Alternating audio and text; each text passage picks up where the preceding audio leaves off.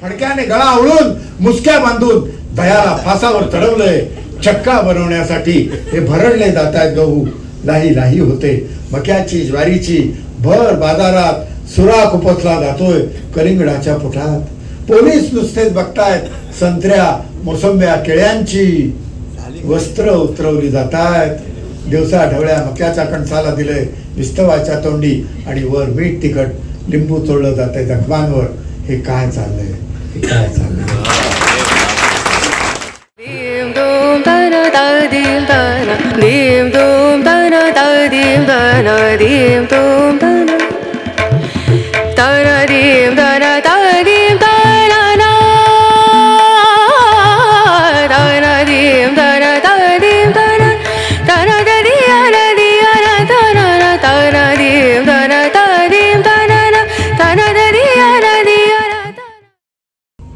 गोवा मराठी अकादमी फोंडा प्रभाग व स्वामीराज प्रकाशन मुंबई सह आयोजित सदाभाऊ नायगावकर या धमाल काव्य संवाद मैफल अशा उत्कृष्ट साहित्यिक कार्यक्रमाला आज येथे राजीव गांधी कला मंदिरात आपण सर्वजण आवर्जून उपस्थित आहात.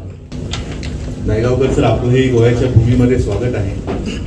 माझ्या गोव्याच्या भूमीत येथे चांदणे माहेरा म्हणणाऱ्या बोरकरांच्या बोरी गावापासून आपण जवळ आहोत.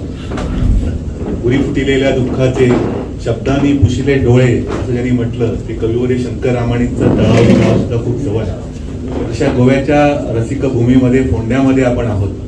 त्यामुळे इथल्या सगळ्या रसिकांच्या वतीनं मी आपले या ठिकाणी स्वागत करतो.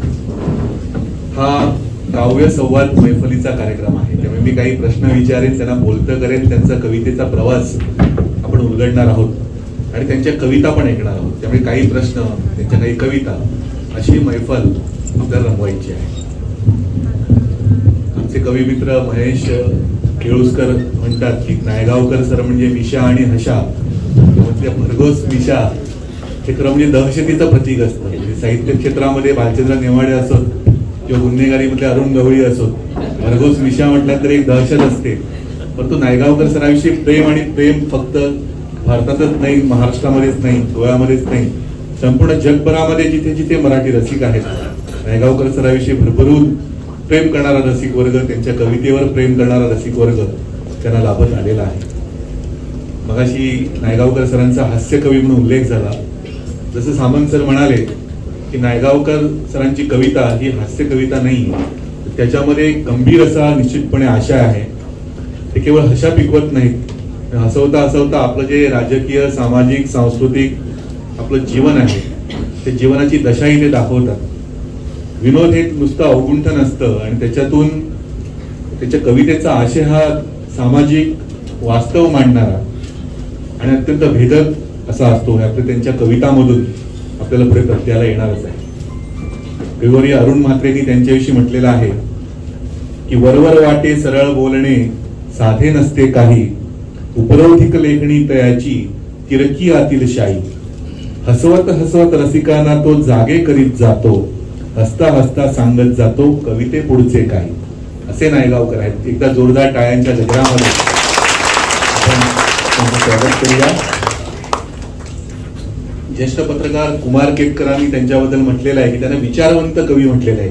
कवीला सहसा विचारवंत ही उपाधी लावली जात नाही, परंतु नायगावकर सरांविषयी त्यांनी असं म्हटलेलं आहे की नायगावकर सरांच्या कविता त्या अग्रलेखापेक्षा सुद्धा सखोल, रोखठोक आणि अंतर्मुख करणाऱ्या कविता असतात आणि ते समाज सुधारकाचे काम करतात. इथे एक फक्त हे करतो की या दोन ओळी म्हणजे केतकर तिथे संपादक असताना आणि ग्लासनोस्ट, पेरिस्ट्रोइका, गोर्बाचेव, त्यानंतर ईस्ट युरोपिया म्हणजे पूर्व युरोपामध्ये जी अनेक राष्ट्र कोसळून पडली, रोमानिया असो की पोलंड असो, तर त्या काळामध्ये फक्त दोनच ओळी मी लिहिल्या होत्या.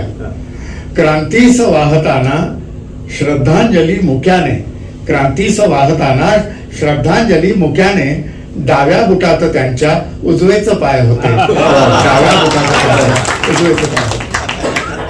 नायगावकर सरांची मुलाखत घेणं हे आव्हानात्मक किती आहे हे त्यांना, त्यांच्या कविता, त्यांची मैफल ज्यांनी ऐकली असेल त्यांना कल्पना असेल.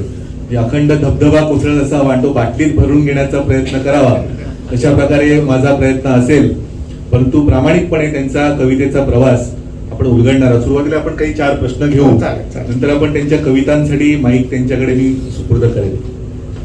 सर, आपला पहिला कविता संग्रह 1992 मध्ये आला, सप्टेंबर 1992, वाटेवरच्या कविता.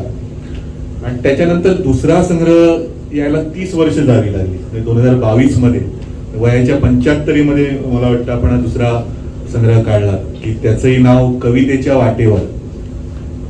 म्हणजे हा संग्रह एवढ्या उशिरा येण्याचं कारण त्याच्या मागे काही दृष्टी आहे का? कारण कवी आपल्याकडचे जे असतात की काही कविता गाठीस आल्या की लगेच संग्रह काढायच्या मागे लागतात, त्यामुळे एवढं उशिरा संग्रह काढण्यामागे काही दृष्टी आहे का, की आळस होता? आणि आळस हे मुख्य आहेच. कारण की असं काही आपण लिहायला पाहिजे, आपण काहीतरी भयंकर मोठं काहीतरी असं कुठलं काही जे सुचलं ते लिहिलं. म्हणजे वर्षभरातनं कधी कधी तर 1-2च कविता होतात माझ्या हातनं. आणि धाडस लागतं. आपण जे लिहितोय ते कविता म्हणून कितपत उभं राहील, खूप खूप धाडस पाहिजे. नाहीतर अलीकडे असं म्हटलं जातं की कवितेचं संग्रह आधी येतो आणि कविता नंतर लिहायला सुरुवात करतो. असं बऱ्याचदा होतं अनेकांच्या बाबतीत. संग्रह आधी येतो आणि कविता म्हणजे काय इतकी त्या याच्यामध्ये, म्हणजे पालक जसे हल्ली मुलांना मुस्कटदाबी करून त्या याच्यामध्ये एकेका लिटिल चॅम्प्स अमुक तमुक याच्यामध्ये कोणतात ना, तसं ते सगळं त्या कविता संग्रहांच्या मागे लागलेत की काय असं. आणि काय आहे, साधारणपणानं 8-10 हजार रुपये खर्च केले की कविता संग्रह निघतो. हॉलचं भाडं असतं, माईकचं लाऊडस्पीकरचं भाडं असतं आणि लोकांना, जमलेल्या लोकांना एखादा वडापाव आणि एखादा चहा दिला की साधारण 20-1 हजारामध्ये आणि 2-3 हजारामध्ये काही समीक्षक लोक येतातच तुम्हाला त्यांच्या याच्यावर बोलायला. बरं, आता आजचा समारंभ अत्यंत असा असल्यामुळे या कवितेवरती काही टीकात्मक टिप्पणी करण्याचा हा क्षण नव्हे असं म्हणून सोडवणूक पण करून घेतात. तर अशा याच्यामध्ये 15-20 हजारामध्ये दुसऱ्या दिवशी जर त्या तालुका पुरवणीमध्ये सगळीकडे तुमचा फोटो येणार असेल तर कुणी हल्ली साधारण सगळ्यांना पाऊण लाखापर्यंत पगार आहेत. आता शिक्षकांचे पगार लाख रुपये पगार आहे. परवा मी त्या याला गेलो होतो, कुठल्या दोपेश्वरची गंगा आली म्हणून, तर तिथे ते पुजारी होते, ते प्राथमिक शाळेतले शिक्षक होते. तर ते म्हणाले मला काही न शिकवता 1 लाख रुपये पगार मिळतो. त्यामुळे मी आता दक्षिणा घेत नाही कुणाकडनं. तर त्यांनी माझ्याकडनं दक्षिणा घेतली नाही. तर इतके पगार जर लोकांना प्रचंड मिळत आहेत तर हे 15-20 हजारामध्ये जर आपलं नाव होतंय. अहो, एक काळ असा होता की त्या मतदान यादीमध्ये नाव छापून आलं ना तर मी ते सगळ्यांना दाखवायचो. माझं त्या याच्यामध्ये मतदान यादीत नाव, म्हणजे माणसाला एखाद्या प्रसिद्धीची केवढी हाव असते. तर मला काय वाटतंय की हे जे स्पर्धात्मक युगात आपण आणि आपली पुढची पिढी यांना जे ढकलणं आहे ना, हे ढकलणं कुठेतरी पालकांनी त्याच्यावर आवर घालायला पाहिजे की अरे हे नाही आहे, हे नाही आहे, ही कविता नाही आहे, ही कविता नाही. माझं ठीक आहे, तुम्ही मान डोलावली, मी मान डोलावली, पण ही कविता नाही, हे नाही दिलं पाहिजे. वर्षभरातनं एक कविता कुणाला पाठवायची ना. मोनिका गजेंद्र गडकर गेली अनेक वर्ष मला कविता मागतात, तर म्हणून त्यांना सांगतो की मौजेला द्यावी असं काही माझ्याकडून नाही झालेलं. एखाद दुसरी कविता मौजेत आली असेल, पण माझा तो पिंड नाही. तर आळस आहे त्याच्या मागे, पण मुख्य कारण हे खूप धाडस लागतं त्याला. लोक काय अर्ज लगेच भरतात. म्हणजे पंचायतीच्या निवडणुकीला आमदार पदाला, खासदार पदाला काय एवढं काय समाजसेवा करायची काय लाट आली आहे नुसती तुम्हाला सांगतो. बरोबर आहे की काय समाज जमीन घाट घेऊन लोक निवडणुकीला उभे राहतात. म्हणजे एवढं काय स्वार्थ त्याग वगैरे सगळं. आमच्या एका मित्रानं शेती विकली होती 6 एकर आणि त्यानं याचा उमेदवारीचा अर्ज भरला होता. म्हणजे समाजसेवेत काय आहे. मला काय टाटा बिर्ला का उभे राहिले नाहीत मला अजून आश्चर्य. सॉरी, आपल्याकडे कवी खूप आहेत पण कविता नाही अशी स्थिती आहे. नाही, असंही नाही म्हणता येणार बरं का. आता रामदासांनीच तेव्हा म्हटलंय कविता गवताईशी उदंड झाली. हे जर 350 वर्षापूर्वी त्यांनी म्हटलंय. तर कविता हा एकीकडनं लिहिण्यासाठी असलेला तरुण वयातला अगदी सोपा प्रकार आहे, याबद्दल वादच नाही. पण कवितेची वाटचाल करत असताना काहीतरी गवसलंय असं वाटावं आणि नोंद घ्यावी. तर आम्ही आता तुम्हाला सांगतो 30-40 वर्षापूर्वी आणि आणखीन एक आत्ताची गोष्ट सांगतो. बाबासाहेब आंबेडकर भारतरत्न जिथे 1921 साली ज्या 10 किंग हेनरी रोड तिथं लंडनला होते बॅरिस्टर, म्हणजे ते शिकत असताना लंडनला आणि अशा गारठल्या थंडीमध्ये मायनस टेम्परेचरला, तर ते माझ्या मुलीच्या ऑफिसच्या मागच ते त्यांचं घर होतं. म्हणून तिथे गेलो. त्या निळ्या दरवाजाच्या तिथे social reformer doctor Bhimrao Raoji Ambedkar असं ते लिहिलेलं, त्याच्यासमोर फोटो बिटो काढला आणि स्टॅनमोरला लंडनला मी घरी आलो. त्या दिवशी रात्री 3 ओळी लिहून झाल्या. प्रिय भीमा तुझी सावली अंगावर पडली उजेड झाली म्हणून 3 ओळी लिहिल्या. ते असं क्वचित कधीतरी लिहून होतो. तुम्हाला सांगतो हे असं मला म्हणजे खरोखर असं पहिला संग्रह आपला वाटेवरच्या कविता, दुसरा कवितेच्या वाटेवर, कवितेचा मुक्काम अजून आपण गाठलेला नाही अशी भावना. आता प्रत्यक्ष माऊलींनी जिथं जिये मार्गीचा कापडी महेशू अजूनही असं म्हटलेलं आहे की ते भगवान शंकर अजून त्या मार्गावरती वाटचाल करतायत. जे मार्गीचा कापडी महेशू अजूनही, तिथं आमचे सारखे कोण होतो मला सांगतो, आमच्या सारख्यांची काय कथा. खरंच सांगतो म्हणजे आपण त्याच्यावरचा एखादा बारीकसा बिंदू आहोत असं नाही. पण आपले संग्रह जरी 2 असले ना, आपण कविता अगदी गावोगावी पोहोचवलेली आहे. म्हणजे फक्त महाराष्ट्र किंवा गोव्यामध्येच नाही, संपूर्ण जगामध्ये ठिकठिकाणी जिथे जिथे महाराष्ट्र मंडळ, बृहन महाराष्ट्र मंडळ आहेत तिथपर्यंत सरांचे कवितेच्या गावाजावेसारखा कार्यक्रम असेल, निष्किली आणि कविता असेल, या सगळ्यात ह्याच्यामधून कविता सगळ्यांपर्यंत पोहोचवली. ग्लोबलायझेशन जे आपण म्हणतो त्याचा प्रत्यय आपल्याला नायगावकर सरांमुळे आला की सगळीकडे संपूर्ण जगामध्ये त्यांची कविता, मराठी कविता त्यांनी पोहोचवलेली आहे.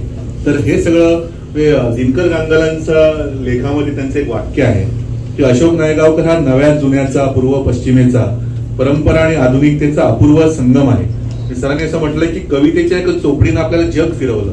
त्यांच्या एका कवितेमध्ये त्यांनी म्हटलंय तर हा कृष्णा खंडापासून नायगारापर्यंतचा हा जो प्रवास आहे, तर जगभरात ही मराठी कविता घेऊन जाण्याचा आपला अनुभव कसा होता? आता तुम्ही वाईचा उल्लेख केला म्हणजे कृष्णेचा, तर एक काळ काय आहे आता इथे सगळ्या तरुण महिला आहेत, पण 50-60 वर्षापूर्वी आपल्या घराघरात बहिणाबाई होती आणि ती जात्यावर याच्यावर डोहाळ जेवण असायचं, बारसा असायचं, तेव्हा त्यांना एक रचना सुचायच्या आणि त्या रचनामधनं कुठेतरी कवितेची ओढ बहिणाबाई सारखी येत गेली घराघरात. आज काय झालंय, आज पुढच्या पिढीला मराठी येत नाही. याचं कारण काय आहे तर तुम्ही आईबाप त्यांना जबाबदार आहेत. तुम्हाला सांगतो आईबाबांच्याच ओठावर जर मराठी गाणी नाही, मराठीचं हे नाही, म्हणजे बघा तुम्ही की हिंदी, मी गेली 15 दिवस टीव्ही बघतोय तर सगळ्या हिंदी मालिका नवीन येत आहेत आणि मराठीतल्या जुन्या मालिका या त्याच पुन्हा दाखवल्या जात आहेत. त्याचा अर्थ मराठीचं मार्केट कुठेतरी अर्थव्यवस्था बिघडलेली आहे. याचा शोध घ्यावा. आमचे राणे साहेब इथं बसलेले आहेत, त्यांची पत्रकारिता आयुष्यभर त्यांनी केलेली आहे. तर हे असं मला म्हणजे आडात असेल तर पोहऱ्यात येणार, हे कुठेतरी आपल्याकडचं आपणच लोकांनी, मी जिथं जायचो ना 25-30 वर्षापूर्वी, तिथं ते विंदा करंदीकरांचं अजबखाना पुस्तक 3 रुपयाला होतं पॉप्युलरचं, तेव्हा मी त्या घरात तिथे ते बक्षीस देतो आणि ते तिथे ठेवलं टेबलावर. तर ती मुलं उंटावरचा एक शहाणा सोन्याच्या घालून वाहना, भीक मागतो दारोदारी म्हणतो सगळे कंजूषभारी, किंवा असं जे पाडगावकरांच्या यांच्या वात्रटिका, त्यांच्या बालकविता आणि असंख्यांच्या अशी पुस्तकं आपण त्या टेबलावर किंवा दिवाणखान्यात पहिल्या रूम मध्ये, पहिल्या खोलीत अशी कुठे ठेवतो का? म्हणजे हॉटेलला गेलं तर 1000 रुपये मिनिमम, म्हणजे 90 वजा करून 1000-1200 रुपये बिल होतं. ते किती तर ते 100-150 रुपयाचं पुस्तक नाही आपण घेतो. तुम्हाला सांगतो हे मला खरं लाज वाटते. आणि इथल्यापेक्षा मुंबई महाराष्ट्रापेक्षाही परदेशामध्ये मराठीसाठी याच्यासाठी जी एक तळमळ असते ती त्या मुलांमध्ये, ती त्या आई वडिलांमध्ये दिसते. तुम्हाला एक किस्सा सांगतो की मी गेली 20 एक वर्ष माझ्या दोन्ही मुली लंडनला असतात आणि आम्ही आमच्या घरामध्ये नातवंडांची मराठीतच बोलतो. इंग्लिशमधनं त्यांनी काय विचारलं तर उत्तर द्यायचं नाही, असा दंड काय करा. माझी धाकटी मुलगी आहे ती अत्यंत कठोर आहे. तर मोठी मुलगी जिजा, तिचं आता 16-17 वय आहे. 5-7 वर्षापूर्वी एकदा काय झालं की काहीतरी मी नसलं, मला कुणी काहीतरी माझ्या मनासारखं झालं नाही की काय, म्हणून मी आपला असा बसलो होतो. तर माझी जिजा तिच्या मोठ्या मुलीला काय म्हणाली, आई आबाचा पापड मोडलाय का आज म्हणून वगैरे.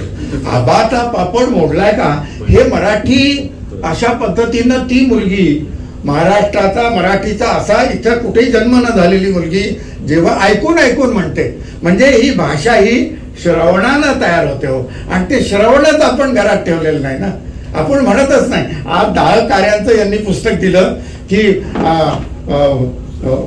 त्यांची जी कविता आहे, वाटते सानुली मंद झुळक व्हावे, घेईल ओढमन तिकडे स्वैर झुकावे, कधी बाजारी तर कधी नदीच्या काठी. मी त्या ग्रंथमोहळ का ग्रंथ या बाल मैफिल मध्ये शिवाजी पार्कवर मंडप घातला होता. झाली त्याला 25-30 वर्ष.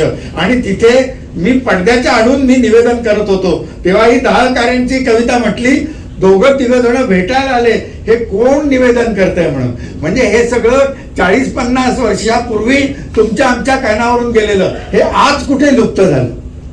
इतर भाषांना आपण सगळ्यांना अमुक तमुक हे करतो, आपली भाषा आपण विसरत चाललेलो आहोत. आपल्या समोर मला शंकर वैद्य सर म्हणायचे, अशोक बघता बघता अनेक भाषा या जगातनं नाहीशा झालेल्या आहेत. अर्धमागधी काय किंवा त्या तुमच्या अनेक भाषा अशा आहेत की बघता बघता नाहीशा झाले. तसं मराठीचं होऊ शकतं.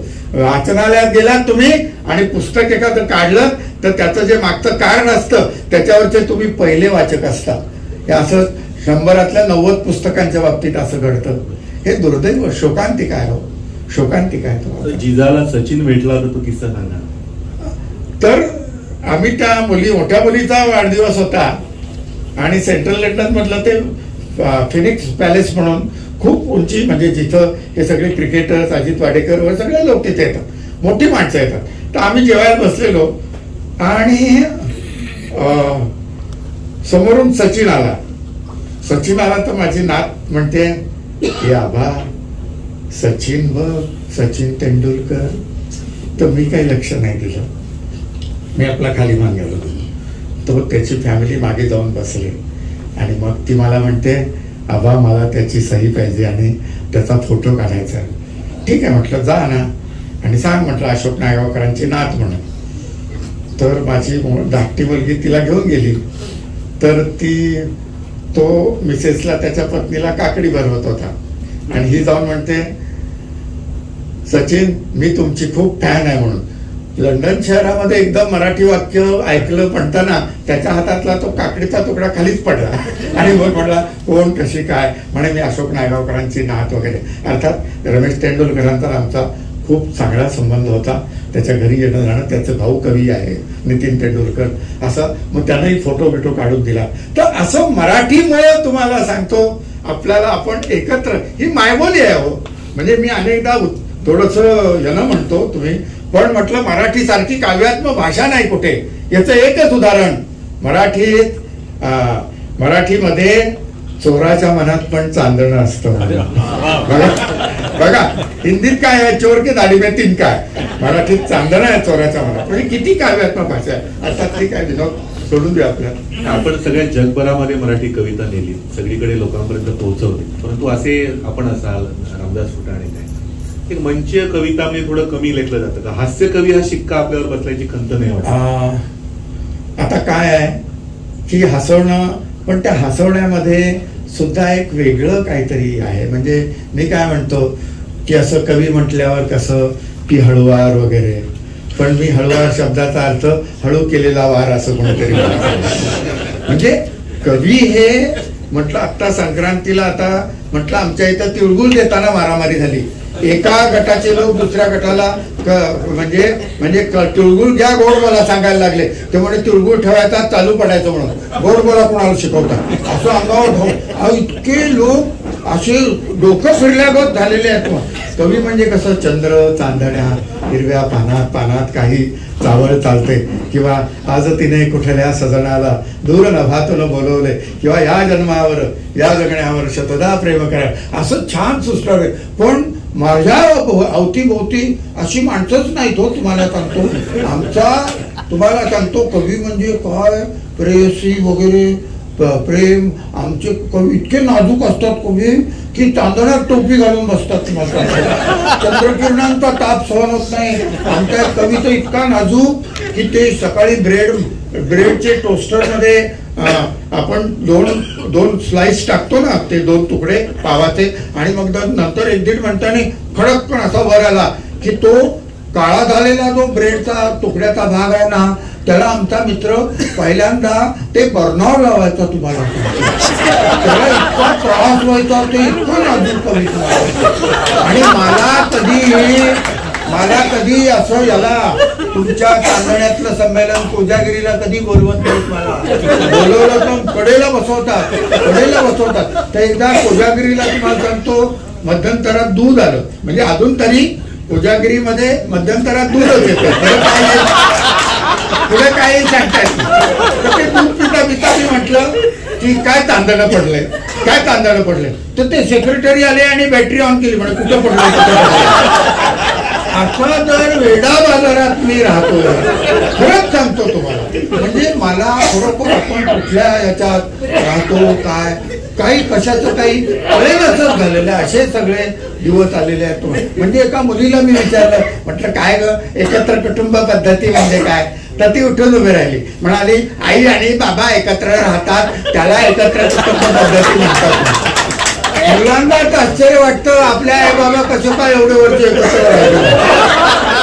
अहो मुलं वडिलांना विचारता, बाबा तुमचं काय अफेअर नव्हतं का, म्हणजे काय मोकळेपणा आलाय तुम्हाला सांगतो.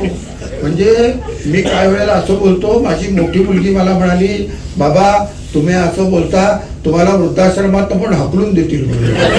काय मुलीच्या सदिच्छा आहेत बघा. म्हणजे वृद्धाश्रमात ठेवणार हे नक्कीच, पण तिथं तरी सुखानं राहा, तिथंही बाहेर काढते. धाकटी मुलगी त्याच्या पुढची, ती म्हणते अशोक नायगावकर आमचे फादर आणि या भोगासी असावे सादर. आता सगळा भाग आहे. काय तुम्हाला म्हणजे मला माणसंही अशी भेटतात. तर एकदा मी माझी लग्नाची पत्रिका तात्यानं द्यायला गेलो, तात्या म्हणलं ही काय पत्रिका, तर म्हणे कसली पत्रिका, म्हणून माझं लग्न ठरलं. तो म्हणत तुझं कसं काय लग्न ठरलं, हे काय स्वागत करायची पद्धत आहे. तेवढ्यात एक माणूस त्यांना पेढा द्यायला आला, पेढा दिला, हा घ्या पेढा. मग कसला रे पेढा, तो म्हणे मला नातू झाला म्हणून. त्यांनी असा चेहरा केला, हल्ली कुणाला काय होईल काय. अशी जेव्हा माणसं माझ्या अवतीभोवती असतात तेव्हा इंदिरा संतांसारखं दिवे लागले रे दिवे लागले रामायणासारखं असं नाही सुचत तुम्हाला सांगतो. असा सगळा हा भाग आहे. म्हणजे मी त्या याच्या चिपळूणच्या संमेलनामध्ये असं माझी रामदास पुटाण्यांची मुलाखत झाली आणि आम्ही खाली होतो. दुसऱ्या दिवशी, पहिल्या दिवशी अध्यक्ष भाषण, दुसऱ्या दिवशी प्रमुख कोणाची तरी मुलाखत. खाली उतरलो तर ती कॉलेजची मुलं आली, म्हणे ऑटोग्राफ द्या. आता मराठी संमेलनात निदान स्वाक्षरी शब्द वापरावा, पण ठीक आहे आपलं काहीतरी ऑटोग्राफ मागतायत म्हणून मी आपली तिरकी अशी लफेदार सही केली अशोक नायगावकर म्हणून. त्यामुळे आम्हाला काहीतरी मेसेज द्या. तर आता ऐन वेळेला काय मेसेज देणार, म्हणून मी आपलं लिहिलं पुढे जा म्हणून वगैरे. त्यामुळे आम्ही काय रिक्षा आहे का म्हणे, पुढे जा, आमच्या जनरेशनला साधेसा काहीतरी संदेश द्या. मग मी तिथं थोडा वेळ विचार करून लिहिलं, ढेकणासारखं चिरडून मरण्यापेक्षा डासांसारखं गुणगुणत मरा. त्यामुळे हे परफेक्ट आहे. अशा जगात राहणार अशोक नायगावकर सदाबहार नायगावकर का, याचं उत्तर मला वाटतं या 5 मिनिटांमध्ये आपल्याला मिळालं असेल. त्यामुळे धबधब्याचा प्रवास सुरू झालेला आहे. तर आपण त्यांच्या काही कविता इथे ऐकूया. नंतर त्यांचा पुढचा प्रवास कवितेचा जो वाईपासून मनमाड मुंबई हा सगळा प्रवास, आपण त्यांचे प्रश्न त्या संदर्भात मी नंतर विचारेन. तर आपण एखाद्या काही कविता आपण जर सादर केल्या अशी आपण मैफल, काही प्रश्न काही कविता असं करत आपण पुढे जाऊ आणि संपूर्ण नायगावकर सरांचा प्रवास आपण उलगडू. आपण टिळक कवितेनं सुरुवात करू. चालेल, शाकाहार पण चालेल. हो, ती सर्वात समारोपाला घेऊ शकाल बरं का. टिळक माहित आहेत ना सगळ्यांना, म्हणजे असं नाही हल्ली काय माहित असेल काय नाही. खरंच सांगतो, अहो माझ्या घरातली गोष्ट आहे. आमच्याकडे पूजा होती, मी तामण आणायला सांगितलं. तामण आमची मुलगी घमेलं घेऊन आली. म्हणजे दादरला एका शाळेमध्ये तो इंग्रजी मराठी पोएमचा तास होता आणि त्यात पारंब्या शब्दानं. आता इथं कसं इकडे तिकडे सगळं हे सगळं हिरवळ आहे, सगळी दिसतंय वगैरे. तिथं इकडे बिल्डिंग तिकडे एक बिल्डिंग. तर त्या मुलीला कळलं नाही. ती मुलगी उठून उभी राहिली, म्हणाली मॅडम व्हॉट इज दिस पारंब्या. पण हल्लीच्या मॅडम खूप हुशार असतात. त्यांनी लगेच सांगितलं ते नूडल्स असतात ना, ते शिजवल्यावर दिसेल तशा पारंब्या असतात म्हणून. तर हा असा सगळा म्हणून टिळक माहित आहेत का विचारलं तुम्हाला सांगतो. तर चौपाटीवर लोकमान्य टिळकांचा पुतळा आहे आणि त्याच्याशी झालेला हा संवाद. आता चौपाटीवर गेलो ना मुंबईला की ते सगळे लोक इधर आओ अशी हाक मारतात. आता मुंबईमध्ये मराठी माणसाला असं कोणी हाक मारली त्याला असं वाटतं आपले यांचे काय पैसे द्यायचे बाकी आहेत की काय. महाराष्ट्राची राजधानी असल्यामुळं फार भिवून राहावं लागतं तुम्हाला सांगतो. असं सगळं आहे. तर टिळक तुम्ही चौपाटीवर इथे कशासाठी उभे आहात. अहो पाणीपुरी भेळपुरी खाणं हा आमचा जन्मसिद्ध हक्क आहे आणि आम्ही तो रोज मिळवणारच. टिळक आम्ही सर्व आता संतोषाचे जनक आहोत. ते असंतोषाचे जनक होते, आम्ही संतोषाचे जनक आहोत. आता आम्हाला आता उगाच तुमचे ते असंतोषाचे अग्रलेख आता आम्हाला नकोत. आता वृत्तपत्रात पानोपानी साबण लावणारी फेसाळ बाई आम्हाला हवी. बघा तुम्हाला सांगतो, साबण काय फेस काय काय नुसतं देश म्हणजे फेस झाल्यासारखं वाटतं. बघा खरंच टीव्ही मध्ये बघा, खरंच आमच्या एका मित्रानं परवा मोठा टीव्ही घेतला आणि मला आधीचा बिघडला नाही म्हणे, याच्यात मोठा फेस बघायला मिळतो. आणि काय आंघोळ्या काढल्या काय नुसते. आणि बघा तुम्हाला सांगतो की आता इथं महिलावर काय वाईट वाटेल त्यांना, पण सत्य सांगणं हे कधीच कर्तव्य आहे. बघा सगळे वासाचे मोहक रंगाचे सगळे उत्तमोत्तम साबण जे आहेत सगळे महिलांसाठी दाखवतात. बघा पुरुषांसाठी ते लाल रंगाचे जंतुनाशक साबण. बघा तुम्ही, मी काय खोटं बोलतोय का. मी काय त्यांच्या विरोधात नाही. त्यांना 10 वासाचा सुगंधी वडेल एक चांगला वासाचा साबण आम्हाला द्याल केलं. अहो ते म्हणजे लाल रंगाचे जंतुनाशक साबण आमच्यासाठी. म्हणजे असं मला तुम्हाला सांगतो की फिनेल टाकून आंघोळ करावं का खरं. म्हणजे आता दिवाळीमध्ये उठणं बिटणं लावून सुगंधी तेलानं मालिश केलं. मुलीला अभ्यंग स्नानाला साबण मागितला. कुठला साबण द्यावा, डेटॉल साबण दिला. म्हणजे आधी साबणाचा शोध लागला आणि मग आंघोळीचा शोध लागला की काय. तर वृत्तपत्रात पानोपानी साबण लावणारी फेसाळ बाई आम्हाला हवी. टिळक उगाच तुम्ही दलाल स्ट्रीटच्या शेअर बाजारच्या शाळेत शेअर्सच्या शेंगा कुणी खाल्ल्या त्यांची नावं सांगू नका. ती शेअरची फोडपट आहेत, ती वाऱ्यावर उधळून लावा तरच तुमची धडगत आहे. आणि आता हे शहर ग्रॅनाइटनं गुळगुळीत बनलंय, सगळं गुळगुळीत झालंय. बघा तुम्हाला सांगतो, मित्राचा फोन आला, नायगावकर नवीन इंटिरियर केलंय 5 लाख खर्च करून. अरे म्हटलं गेल्या वर्षी 2 लाख टाकले होते. नाही म्हणे आता जावई तिकडे न्यूयॉर्कला असतात, सगळं बदललं म्हणे. तुमचं चायनीज बेड आणल्या, इटालियन मार्बल वगैरे, कमोड पण बसून घेतला. म्हणजे माणूस परदेशी गेला कसं हाईट वाढत जाते बघा तुम्हाला. आता खरंच तुम्हाला. आणि मी घरी गेलो, असं कोल्हापुरी पायतान सटकलं, उलटा कोचा आपटलं, सगळंच गुळगुळीत हो. बरं उलटा पडलो तर निदान कोचावर पडल्यामुळं मेंदूला काही झालं नाही. पण असं वर बघितलं तर कुठे बा असं बुककेस आहे, गीता रहस्य आहे किंवा ज्ञानेश्वरी आहे किंवा असं दासबोध आहे, तुकोबांची गाथा आहे किंवा कुसुमाग्रजांचा एखादा विशाखा संग्रह. असं काय नाही, हे कुरुमनालीहून आणलं, हे बँकॉकहून आणलं, अशी शोपीस असतात. टॉयलेट उघडून दाखवतात लोकांकडे गेलं तर. तुम्हाला सांगतो, खरंच सांगतो, म्हणजे असं मी असं ते भिंतीतलं स्टीलचं बटन प्रेस करून पाणी कसं वाहतंय त्या कमोड मधलं पाणी दाखवलं मला वाहतंय कसं. आणि मी वाईला कृष्णा नदीच्या काठी जन्माला आलो, नदी दुथडी भरून जाताना वाहिली. आता त्या कमोड मधलं 7 लिटर पाण्यावर निर्जरास कविता लिहायचे दिवस आले. सगळा वेडा झाला. म्हणजे किचन मध्ये नेलं म्हणे, मिरर पॉलिश केले त्या वरच्या प्लॅटफॉर्मला आणि दोघांनी डोकं दाबलं म्हणे चेहरा दिसतो म्हणून. दोघांनी पंढरपूरचे बडवे कसं पूर्वी लोक एकदम विठोबाच्या पायावर आपटायचे ना, तसं ते मी आता एकदम कुणी तुमचं डोकं असं दाबलं मागून तर कळ जाणार ना, मी डोळे मिटून दिसतोय म्हटलं. तेव्हा त्यांनी हात काढला. म्हणजे आपण का कुणाकडे गेलं, चहा फराळाचं होईपर्यंत मन लावून ऐकून घेतो आपण सगळं त्यांचं. अशी एक सभ्यता आहे तुम्हाला सांगतो. मग निघताना मी आपल्याकडे आशीर्वाद देतात तसं त्यांना सगळ्यांना, म्हणजे तसं तुमची सगळ्यांची आयुष्य ग्रॅनाइट सारखी गुळगुळीत होऊ द्या. ग्रॅनाइटला गुळगुळीत बनलं हे शहर. तुमचा जोडा चालताना त्यावरून घसरेल. ग्रॅनाइटला थोडी टाकी मारून घ्यायला सांगा. इथे तुमचे बीर उजणे कठीण आहे. तुम्ही कोण होतात हे खरेच आम्हास माहित नाही. तुम्ही मंडालेला काय काळा खट्टा प्यायला गेला होता का? मंडाले म्हणजे एखादा पिकनिक स्पॉट होता टिळक. तुमचे धोतर खूप आवड वाटते इथे चौपाटीवर एखाद्या गाव खात्यातल्या गड्यासारखे, माथाडी कामगारासारखे तुम्ही रत्नागिरी चिखलगावला परत जा. तुमचं स्वातंत्र्य सैनिकाचं पेन्शन अडलं असेल दिल्लीत, आम्ही ते पाठवून देऊ पुढच्या पिढ्यांना. आणि काय त्या केसरी वाड्यातल्या मातीच्या जाडजूड भिंती किती ओंगळ वाटते ते तुम्ही एक करा टिळक. वाडा पाडून तो बिल्डरला विका. हे मी 92 साली लिहिलं. 93 साली केसरी वाड्याचा पुढचा भाग पाडला. म्हणजे साधारण 1 वर्ष आधी मला सगळं समजतं. तुम्हाला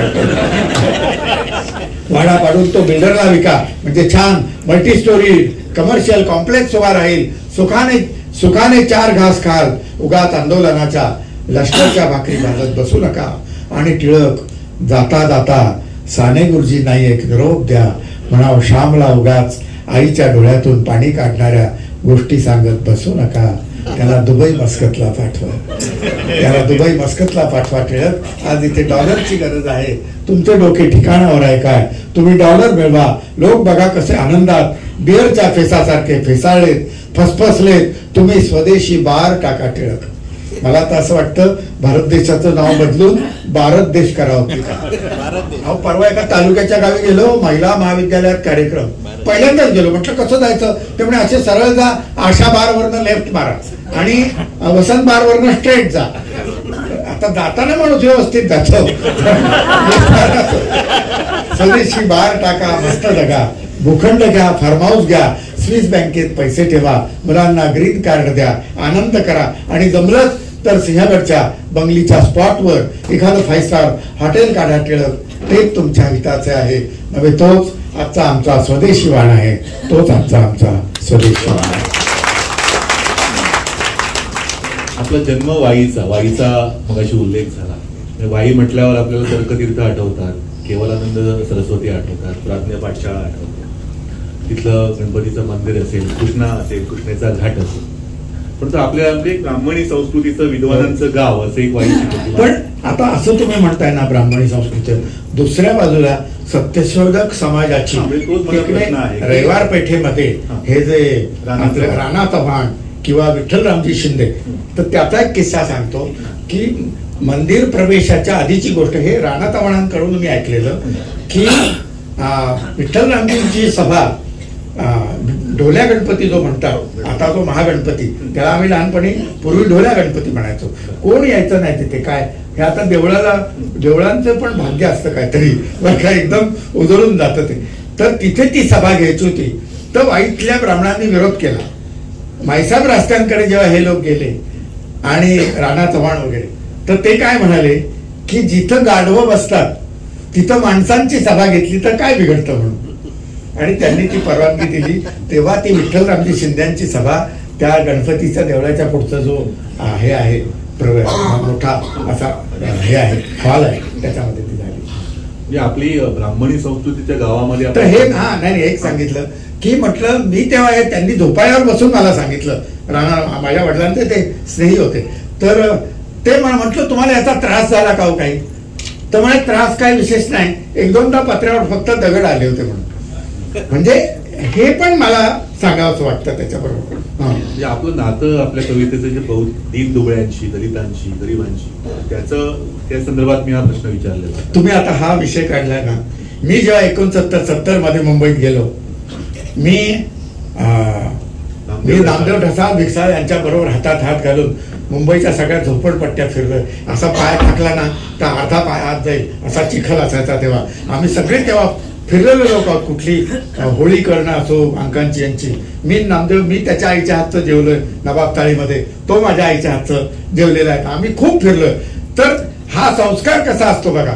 मी ही कविता मुद्दामून म्हणतो की ती जी रस्त्यावरचे जे लोक आहेत ना, ज्याला डाऊन ट्रॉडन म्हणता तुम्ही, आम्ही पेटवतो चुली शिमला फळांच्या रिकाम्या पेट्या फळकुटे पळवून, आम्ही पेटवतो चुली शिमला फळ्यांच्या रिकाम्या पेट्या फळकुटे पळवून, भासतो भाकऱ्या खदखदवतो रस्सा ॲल्युमिनच्या पातेल्यात, सूर्याच्या साक्षीने उघड आमच्या चुलीचा धूर अडवू शकत नाही रिबेरो अथवा तुमच्या कॅनॉपीज. अडवू रिबेरो तेव्हा पोलीस कमिशनर होते. आमच्या चुलीचा धूर अडवू शकत नाही रिबेरो अथवा तुमच्या कॅनॉपीज. तो जातो सरळ अवकाशात श्रीहरिकोट्याच्या अग्निबाणासारखा, तो जातो सरळ अवकाशात श्रीहरिकोट्याच्या अग्निबाणासारखा. तुम्ही धंदड ततड करत नाचत जाता रात्री, बोडक्यावर बत्त्या लावून नवरा नवऱ्या नेता उत्सवित संभोगासाठी, आणि पैसे नोटा उधळता आमच्यावर. स्टेशनात तुम्ही प्लॅटफॉर्म बांधता आमच्यासाठी. इतिहासात तुमची नावे अजरामर असोत, इतिहासात आमचे अंगठ्याचे ठसे अजरामर असोत. आम्ही प्रार्थना करतो जे तुझ्याजवळ 9 इंची भिंतीच्या आत आणि शिमेटात कालवलेल्या खडीच्या शिगांच्या थरा घालून करुणा भागतात तुझी आणि गायत्रीचे पुरस्चरण करतात. तुझ्याकडे काळ्या चष्म्यातून पाहत त्यांनाही तू सुखी ठेव. खिडकीच्या सरकलेल्या पडद्यातून किरणे सोड त्यांच्यावर, आणि आमच्या या व्यस्त चुली खाटा भांडी आणि कठड्यावर वाळत घातलेल्या गोधड्या पॅन्टी ज्याच्यावर ते 4थ्या मजल्यावर 120 पान थुंकतात, त्यांना तू रोज पवित्र कर. आणि जमलेच तर थंडीच्या दिवसात 1-2 महिने रात्रीचा पण उगव, 1-2 महिने रात्रीचा पण उगव, म्हणजे आमच्याही मुलाबाळांना त्राण येईल, ऊर्जा मिळेल. ॲल्युमिनची पातेली घेऊन फिरण्याचे, दुसऱ्या दिवसासाठी ॲल्युमिनची पातेली घेऊन फिरण्याचे. खरी कविता जी आहे त्याचं एक उदाहरण आपण आता बघितलं. सर, आपलं घरामध्ये काही साहित्याचा संस्कार नव्हता, 4 बंधू आणि आई वडिलांचं कुटुंब. पण संस्कार नाही, आईच्या असंख्य पाठांतर बंधू सगळं विश्वकोश, बंधू विश्वकोश मध्ये त्याला असंख्य, म्हणजे मला जो फायदा झाला, मी 1.5-2 वर्ष वाईट होतो, तर मी मी कॉमर्सचा विद्यार्थी, वाणिज्य शाखेचा, पण मानवी विद्या शाखेमध्ये मी संबंध वर्षभर नुसता डुंबलेला असायचो त्या रॅकमध्ये. आणि काय काय हो त्या वाईच्या विश्वकोशात आपण नावं नसतील ऐकलेली असे सगळे जगातले एन्सायक्लोपीडिया, चेंबर्स काय किंवा ही सगळी वर्ल्ड बुक एन्सायक्लोपीडिया किंवा किसिन्स कंटेम्पररी एशियन रेकॉर्डर नावं सुद्धा ऐकलेली नसतील एखाद्या विद्यापीठातल्या मुलांनी, असे मी तुम्हाला सांगतो. मी त्याचा सगळा वाचन केलं. म्हणजे गुरं कशी चरतात ना तसं मी चरत गेलो. कुठलीही मला काही वाचनाची दिशा नाही, काही नाही, पण मिळालं पुस्तक ना की ते वाचत बसायचं. हा जो भाग होता ना, माणूस आपण किती लहान आहोत हे कळायचं असेल तर वाचनालयात प्रत्येक माणसानं आयुष्याचा काही काळ व्यतीत केला पाहिजे. लहान आत्ता काय होतंय, आत्ता एकदम गाडी उभी करतात आणि ती अशी काहीतरी पिसनर वगैरे काय ती उभी करतात आणि असं सोसायटीत तो असा वरती बघतो, असं ग्रेट काहीतरी त्याला झालंय असं. तुम्ही लहान आहात हे जाणवलं पाहिजे. तुम्ही मोठे आहात हे जाणवताय ना, त्याच्यामुळे सगळा मार खाल्लाय आपण. लहान वयात आपण मोठे आहोत हे जाणवायला लागले ना, त्याच्यामुळे सगळीकडे गोची झालेली आहे. लहान वयात आपण किती लहान आहोत, याच्याहून लहान आहोत आपण हे कळत नाही आपल्याला. माझ्या बाबतीत आपण लहान आहोत हे वाचनालयात मला कळलं. तुम्हाला सांगतो काय जग विस्तृत आहे. मुंबईला येण्यापूर्वी मनमाडमध्ये पण आपलं 10 वर्ष मनमाडमध्ये गेली. आपली वैचारिक जडणघडण म्हणजे तरुण वय बहुतेक मनमाडमध्ये ती सगळी कशी झाली. आणि आशक्याचा अशोक नायगावकर घडला तो सगळा प्रवास, आणि त्याच्यामध्ये आपली एक कवितेची जी भूमिका जी घडली ती कशी. नाही, हेच सगळं ही कविता एक एक कविता वाचत जाणं. नारायण सुर्वे म्हटलं की नारायण सुर्वेचा बंध वाचायचं. एक कवी पाठ ओठावर व्हायचा. म्हणजे शंकर वैद्यांची माझी पहिली ओळख झाली तर त्या दादरच्या त्या टीटीच्या पायरीवर दयाराम दामोदर, त्याचं डी दामोदर झालंय आता, त्या पायरीवर आम्ही बसलेलो.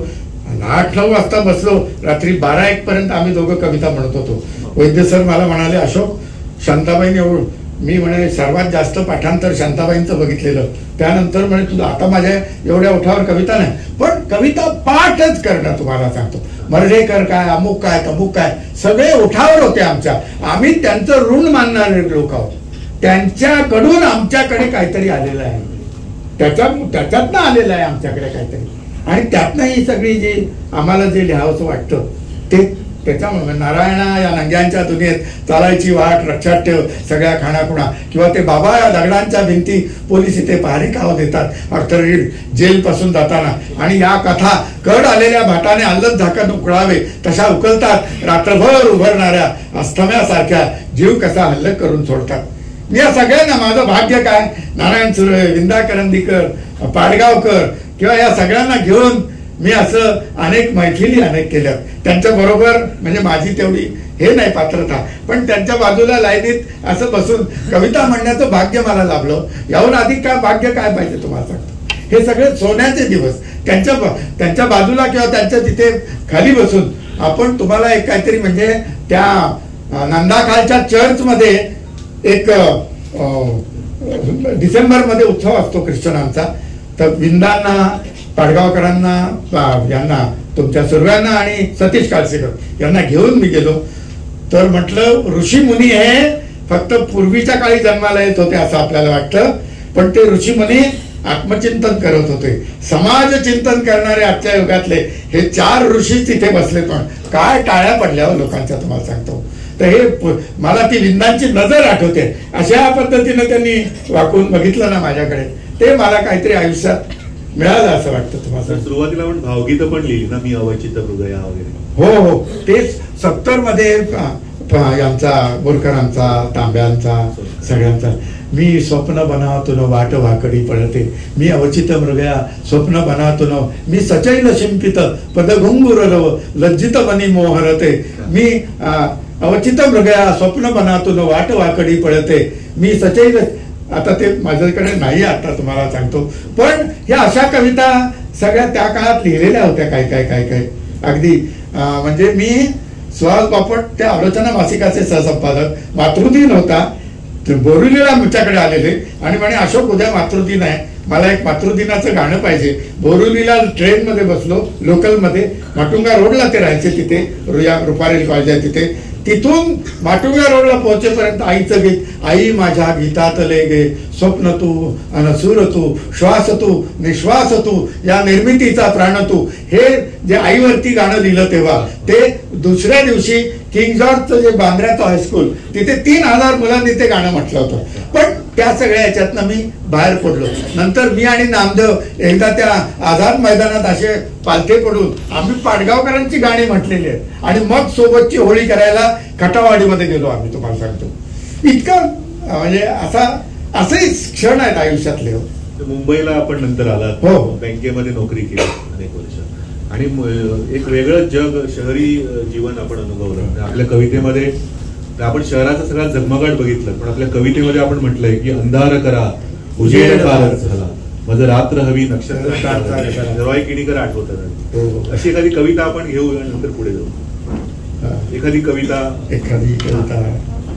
त्यातली म्हणजे गंभीर वर्णाची का. मराठी कवितेमध्ये औदुंबर आपल्याला माहिती आहे, अनेक बालकवींनी केलेलं आहे. नायगावकर सरांचा औदुंबर वेगळा आहे. तो कसा आहे की सल्फरच्या प्रदूषणाच्या विळख्यामध्ये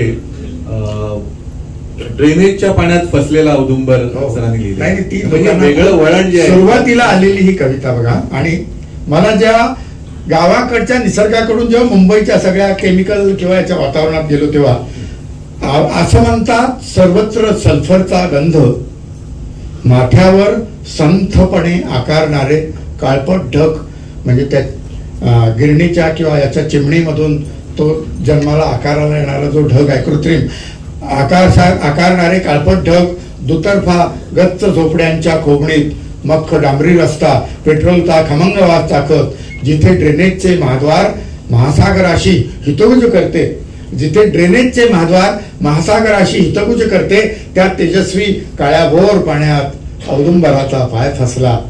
तो पाय टाकूनही जळात बसला असला औदुंबर, आणि माझा जो शहरी औदुंबर आहे तो त्या ह्याच्यात पाय टाकून फसलेला औदुंबर आहे तो. हे मी त्यावेळेला ही कविता कवितेमध्ये मोकळी हवा बाधते. खरंच म्हणजे मी असं खरंच सांगतो की आता मुंबईला मी असं सांगतो की मी एकदा असं केळवा माहीमला गेलो आणि तिकडं म्हणजे पिकनिक पॉइंट म्हणजे शहरात आता इथं काय सगळं आजूबाजूला पिकनिकच आहे, पण आम्ही केळवा माहीमला जातो, तिथे दिवसभर ते सगळं असं केळीच्या बागा, पानवेलीचे मळे वगैरे, आणि त्या दुतर्फा सगळं तुम्हाला सांगतो असं नुसतं दांडातनं पाणी वाहतंय वगैरे, आणि म्हणजे सगळं असा नॅचरल नैसर्गिक गारवा सगळा असतो.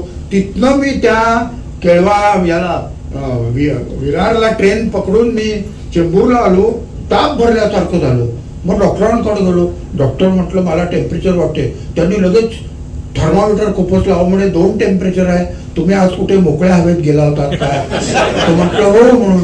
मग म्हणे तिथं काय बघितलं? म्हटलं सगळी हिरवळ होती. तर त्याचीच ॲलर्जी आहे म्हटलं मला, जात जाऊ नका. म्हटलं जाणार नाही, पण काहीतरी औषध तर द्या. औषध वगैरे काही नाही म्हणे, याच्यावर 3-4 दिवस गटाराच्या कडेनं चालत राहा, म्हणजे एकदम नॉर्मल आहे. तुम्ही डॉक्टर आहात का कोण आहात म्हणून? तर आता मग म्हणे असं करा, त्या चौकामध्ये तो सिग्नल लाल झाला की त्या ट्रक, टेम्पो, रिक्षा उभ्या राहतात, त्या पाईपच्या मागे जाऊन उभं राहा, म्हणजे तो जो धूर येतो तो आत घ्यायचा, बाहेर सोडायचा, सगळं लंग्स फंक्शनिंग नॉर्मलला येतं. ही सगळी ही जी आधुनिकता आहे. आता हे म्हणजे मी काय सांगतो की एकदा आमच्या एका मित्राला मुलगा झाला, तर आम्ही त्याला भेटायला गेलो तर तो असं ते नवीन नवजात अर्भक असं गुंडाळून त्याला, म्हणजे आधुनिकता कशी आली खेळत होता. तर म्हणतात अरे कथा होतील झाला, ट्रॅफिक जाम होता का वगैरे असं त्या मुलाला, म्हणजे असं काय विचारते. आणि ती आई पण भरवताना असं की त्या मुलाला भरवताना तुला लार्ज भरू का स्मॉल भरू, असं लार्ज स्मॉल त्या लहान मुलाला विचारतात. आता हे सगळ्यांना नाही कळणार, जाणकारांना. आपण शहरी अनुभव घेताना सुद्धा बळीराजाशी आपलं नातं कायम राहिलं, गावाशी नातं आपल्या कवितेमध्ये. सरांची कविता आहे, वाउचर बनवणारे लोक, करस्पॉन्डन्स करणारे लोक शहरात राहू लागले आणि कुळीत तूर उडीत बाजरी पिकवणारे खेड्यातच राहिले. मोठा पाऊस झाला, कागद ओले झाले, पण कागदांना मोड आले नाही. त्यामुळे सरांचं तुमच्या कवितेमधला पाऊस वेगळा आहे. म्हणजे कसं आहे की कोरडवाहू शेतकऱ्याच्या नजरेतनं पाऊस सरांच्या कवितेमध्ये येतो, की वरवरचा नुसताच गडगडणारा, हा पाऊस आपला नव्हे असं आपण, ही वेगळी संवेदनशीलता जी आहे. म्हणजे मी ज्या मनमाड शहरात होतो ते आता यंदा पाणी आलंय, नाही तर आमचं आयुष्य पाणी भरण्यात गेलं सोबत. म्हणून तेव्हा उगाच वळ येत नाही. पारोशाने नदी म्हणाली किती दिसात ग न्हाले नाही, पारोशाने नदी म्हणाली किती दिसात ग न्हाले नाही, मरता मरता झाड म्हणाले 2 थेंब तरी पाणी द्यावं, शहाणपटीने धरण बांधले अभियान त्यांना मुता म्हणालो. ही माझी ओळ आहे, हे आपले गाड्यांची नाही आहे, 20 वर्षापूर्वी ओळ आहे.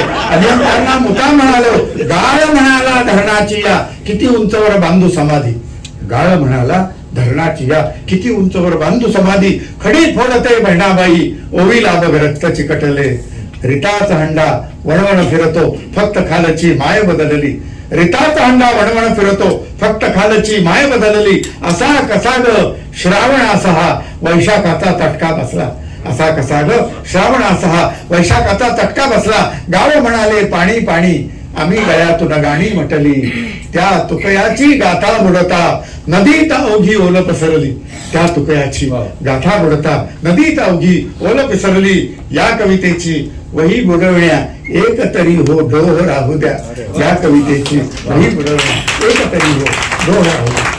ग्रामीण जीवनामधलं स्थित्यंतर पण आपल्या कवितेमध्ये आलेलं आहे. गाव कशी बदलली, जोंधळ्याची शेतं जाऊन तिथे ऊस आला, हे आपल्या कवितेमध्ये आहे. नुसतं गुढी चित्रण नाही की गावामधलं आपण शहरी माणूस गावाबद्दल एक चांगलं हे करतो, पण गाव कसा बदलला ते पण सरांच्या कवितेमध्ये आलेलं आहे. गाव जो आपला सगळा, म्हणजे ती ओळ अशी, धरणाच्या भिंतीला आता नदी आपटते डोके आपुले.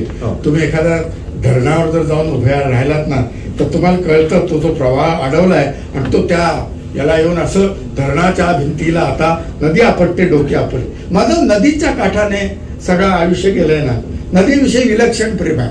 म्हणजे एकच ओळीची कविता अक्षर मासिकात आली होती, आपला पत्रकार वागळे, त्याच्या दिवाळी अंकात आली होती बघा. नदीचे कुणीच ऐकेना म्हणताना, नदीचे कुणीच ऐकेना म्हणताना शेवटी तिने धरणात जलसमाधी घेतली. अशी एक ओळीची कविता. खूप नदीवरती मला खूप म्हणजे पाण्यारे तूही असा शोधत शोधत खाली कुठवर जाणार आहेस, पाण्यारे तूही असा शोधत शोधत खाली कुठवर जाणार आहेस, का तुलाही भूपृष्ठाची धग असह्य होते, का तुलाही म्हणजे water level is going down हा जो जगभरातला मोठा प्रश्न आहे ना, तर तो असा कधीतरी मला तुम्हाला त्याला पाण्याला सुद्धा वर जे चाललंय ते सगळं असह्य होतंय की काय असं. दारिद्र्याचं सुद्धा चित्रण सरांचं अत्यंत प्रभावी आहे. अगदी बाहेरच्या देशामध्ये जरी गेला तरी पॅरिस मध्ये सुद्धा मला वाटतं सिरियन कुटुंब ती मागताना ती कविता म्हणतो. एखादी कविता आपण ऐकू मग. बरोबर ठीक आहे. सरांच्या कवितेमध्ये आहे, विठो तुझ्या पायी आता मागे अखेराची भीक दे रे अशी दे भाकरी पुन्हा लागो नये भूक. दारिद्र्याचं सुद्धा अत्यंत प्रभावी चित्रण सरांनी केलेलं आहे. आणि आपल्या साहित्यामध्ये गरिबीचा अवडंबर माजवला जातो अनेकदा, तर त्याच्यावर पण त्यांनी प्रहार केलेला आहे की आमच्या आयुष्यात गरिबीचा खूप प्रयत्न केला काही घडायचंच नाही असं पण त्यांनी लिहिलेलं आहे. ती सगळी कविता वेळ लागायच्या पूर्वीची एक कविता ती जरा वाचू का? हो जरूर. काही कविता आपण ऐकू. तिथे म्हटली ती कविता म्हणजे मॅट टाईपच कविता आहे ती, पण ही सहसा कधी कुठे मी फारशी म्हणत नाही. आता ही सगळी जाणकार मंडळी इथे सगळी तुम्हाला त्याचा जे मर्म आहे मला काय म्हणायचंय ते लोकांना कळतं तेव्हाच मी म्हणतो. मी जन्मलो तेव्हा जातक मांडलं, मी जन्मलो तेव्हा जातक मांडलं, तर याला आयुष्यभर मृत्यूचे भय, याला आयुष्यभर मृत्यूचे भय. मग काळजी घ्या म्हणाले तेव्हापासून मी उठणं लावतो.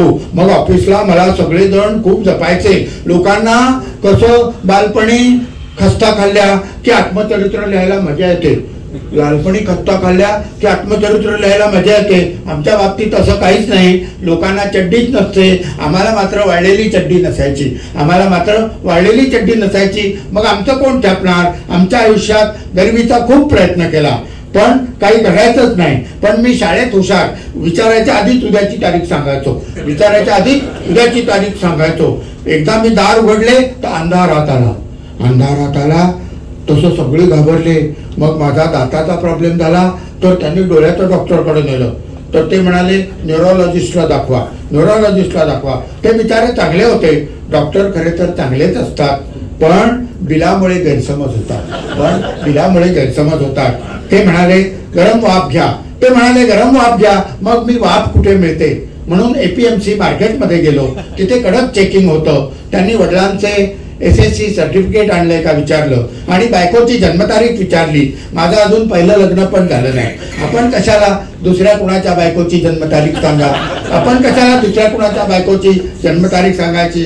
तर तो म्हणाला अहो या वयात लोकांची दुसरी लग्न होतात. त्याला दया आली आणि आत सोडलं तर तिथं खूप गाळे होते. मग मला करायला सांगितलं आणि सगळं नॉर्मल आहे म्हटल्यावर मी धावतच सुटलो. तरी पण धावायचा टोर भरावाच लागतो, धावायचा टोर भरावाच लागतो. आपल्याला काहीच झालं नाही या आनंदात मी हत्तीवरून ब्लड शुगर वाटली, हत्तीवरून ब्लड शुगर वाटली. आता सगळेच विचारतात तुम्ही लग्न का केलं नाही, तर म्हणालो बायको निघून जाण्याचं भय असतो, बायको निघून जाण्याचं भय असतो. रात्री सगळे नवरे चाचपून बघतात बायको ऐका निघून गेली म्हणून, रात्री सगळे नवरे चाचपून बघतात बायको ऐका निघून गेली म्हणून. त्यामुळे मला झोप चांगली लागते. उलट मला दाद यायच्या गोळ्या लिहून दिल्या डॉक्टरांनी, उलट मला दाद यायच्या गोळ्या लिहून दिल्या डॉक्टरांनी. परवा तर पहाटे 3:30ला सरकार पडलं, त्यात 10 कोटी लोक दबले, पण राज्यपाल छपरावर बसले होते ते मात्र वाचले. फायर ब्रिगेडवाले आले पण उशिराने, पण लोक वाट पाहून स्वतःच निघून गेले. हल्ली सगळे हुशार झाले. काय घडलं की लोकांना वाटतं आता पोलीस येतील, पोलिसांना वाटतं मीडिया येईपर्यंत थांबूया. मग लोक कंटाळून निघून जातात. पण कटिंग चहावाल्याचा धंदा होतो, हल्ली बेकारी आहे, त्यामुळे सगळे एकमेकांना काही काम आहे का विचारतात. मी त्या MBA वाल्यांना गवत काढायला का विचारलं, MBA झालेल्यांना गवत काढायला का विचारलं, तर अतिवृष्टीत सगळं गवतच वाहून गेलं, अतिवृष्टीत सगळं गवतच वाहून गेलं. आमची शेती असती तर मी सगळ्यांनाच कामाला ठेवलं असतं, पण मी तर ऑफिसात काम करतो. मग एवढ्या खुर्च्या कुठून आणायच्या, आपलं काही दिवसासारखं नाही. रात्र पाणी घालत राहते, मग दिवस आपोआप उगवतो दुसऱ्या दिवशी. खत वगैरे काहीच घालावं लागत नाही, सेंद्रिय की काय म्हणतात तसं. खरं तर नोकरी लागली की वेळ कसा घालवायचा म्हणून मी सगळीकडे घड्याळं लावून ठेवलेत. एकदा टॉयलेटमध्ये किती वाजलेत, मग हॉलमध्ये किती वाजलेत, म्हणजे दिवसभर छान टाइमपास होतो. माझा रविवार सोमवारपासूनच सुरू होतो, माझा रविवार सोमवारपासूनच सुरू होतो, तो आठवडाभर चालू राहतो. पुन्हा रविवारी पंतप्रधान भेटतातच, सकाळी छान गप्पा मारतात. हल्ली बोलणारं तरी कोण राहिलंय आणि ऐकणारं तरी कुठं कोण आहे. मी लग्न केलं नाही कारण मुलं झाली असती, मी लग्न केलं नाही कारण मुलं झाली असती आणि त्यांनी ऐकलं नसतं, आपलं तर डोकंच फिरलं असतं, आपलं तर डोकंच फिरलं असतं. परवा मी कॉलेजच्या गॅदरिंगला गेलो होतो, सर्वांना सांगितलं बेकारी वाढत चालली आहे, पुढच्या एका पिढीनं लग्न केलं नाही तरच लोकसंख्येला आळा बसेल, पुढच्या एका पिढीनं लग्न केलं नाही तरच लोकसंख्येला आळा बसेल. खरं तर हे सगळं मला वेड लागायच्या पूर्वी सुचलेलं, पण वेड लागल्यानंतर लिहून काढलं. परवा जी.ए. कुलकर्णी भेटले, म्हटलं वेळ कसा घालवता, तर म्हणाले टीव्हीवर मालिका बघत बसतो, मग मात्र आपण शहाणे आहोत असं वाटायला लागलं, मग मात्र आपण शहाणे आहोत. नायगावकर सरांच्या अशा कल्पनाशक्तीचे काही उदाहरणं आपण आता ऐकली त्याच्यामध्ये, की मी दार उघडले तेव्हा अंधार आत आला असं एखादं वाक्य येतं, किंवा हत्तीवरून ब्लड शुगर वाटला. हे सगळं एक नायगावकरांची एक वेगळी शैली आहे त्यांच्या कवितेची. तर हे त्यांची बोलण्याची सुद्धा म्हणजे वगैरे वगैरे असेल, मी तुम्हाला सांगतो म्हणून हितगुज केल्यासारखं असेल. तर ही शैली सर आपली कशी विकसित झाली आणि विनोदाचा आश्रय घेऊन हा गंभीर आशय मांडणं, हे जे आहे वैशिष्ट्य जे आहे आपल्या कवितेचं, हे सगळं वाचनातनं अवलोकनातनं याच्यातनं असं काही त्याच्यासाठी खास कुठला प्रयत्न केला असा भाग नाही बरं का. पण ते वेधत गेलं एक असं मला. सरांच्या कवितेमध्ये ईडी पण आलेली आहे, की ईडीचं बोलावणं आलंय आणि ईडी पूजा घालणार आहेत आणि प्रसादाला बोलावलंय, हे कळल्यावर चेहरेच पडले. असं काहीतरी काही आपण कविता थोडं गंभीर झालेलं आहे वातावरण, एखादी कविता मग ती मी म्हणालो बाया बोला चालेल, ती कविता आपण घेतो आणि नंतर आता थोडं गंभीर. तुम्ही कवीला काय समजता, म्हणजे तुम्ही लोक कवीला फालतू समजता, पण कवी इतकं ग्रेट या जगात काही नाही, तुम्हाला सांगतो. काय सुचेल त्याला, तापल्या सूर्याच थकल्या मी दिला वाटेत लिमका, तापल्या सूर्याच थकल्या मी दिला वाटेत लिमका, सागराला अंग पुसण्या मी दिला टावेल माझा, सागराला अंग पुसण्या मी दिला टावेल माझा, एक रक्कन भूषच्या मी मारला पाठीत बुद्धा. तो अमेरिकेचा प्रेसिडेंट होता, तर ते सद्दाम हुसेन वगैरे इराकची काय त्यांनी खोडी काढली तुम्हाला सांगतो, पण मी चिडलो, एक बुक्का घातला तुम्हाला, एक रपकन भूषच्या मी माराला पाठीत गुद्धा, अंधिराचा हात तेव्हा मी दिला सद्दामला. भारतातनं एकटा अशोक नायगावकर चेंबूरमधनं गावठाणमधनं त्या सद्दाम हुसेनच्या बाजूला होता तुम्हाला सांगतो. टार केली तातडीने मीच गोरबाचेवाला. ग्लासनोस्ट पेरिस्ट्रोइका आमच्या समोर पोस्ट ऑफिस आहे, कोणी उपयोग करत नाही. मराठीत पहिल्यांदा पोस्ट ऑफिस माझ्या कवितेत. तार केली तातडीने मीच गोरबाचेवाला, तूर्त मी आहे रिकामा एकदा भेटू न जा, तूर्त मी आहे रिकामा एकदा भेटू न जा. आता बघा अजून सुद्धा पॅलेस्टिनियन आणि इस्रायल प्रश्न चाललाय. मराठी कवितेत मी 30 वर्षापूर्वी हा प्रश्न सोडवलाय. बखळ आमची गावची यासेर अराफतला दिली. 3-4 गुंठे जमीन होती, यासेर अराफतला तेव्हा देऊन टाकली मी. बखळ आमची गावची यासेर अराफतला दिली. आणि माऊली नंतर उदार कोण, अशोक नायगावकर. कर्जमाफी मी अखेरी वर्ल्ड बँकेला दिली.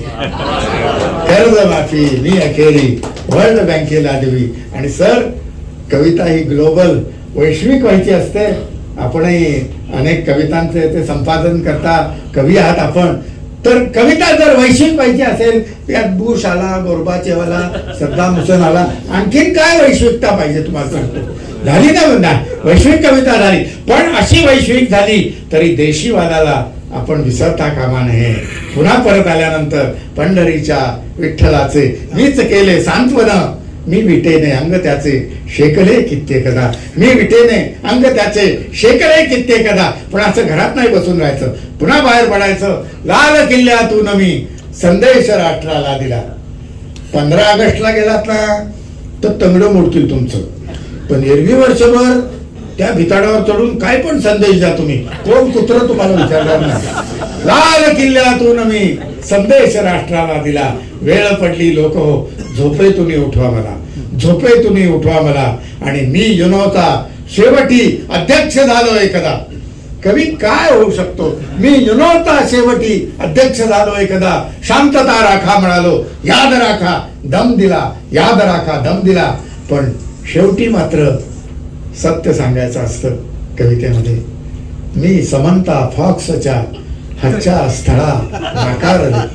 तिचे वडील पत्रिका घेऊन आले होते आमच्याकडे.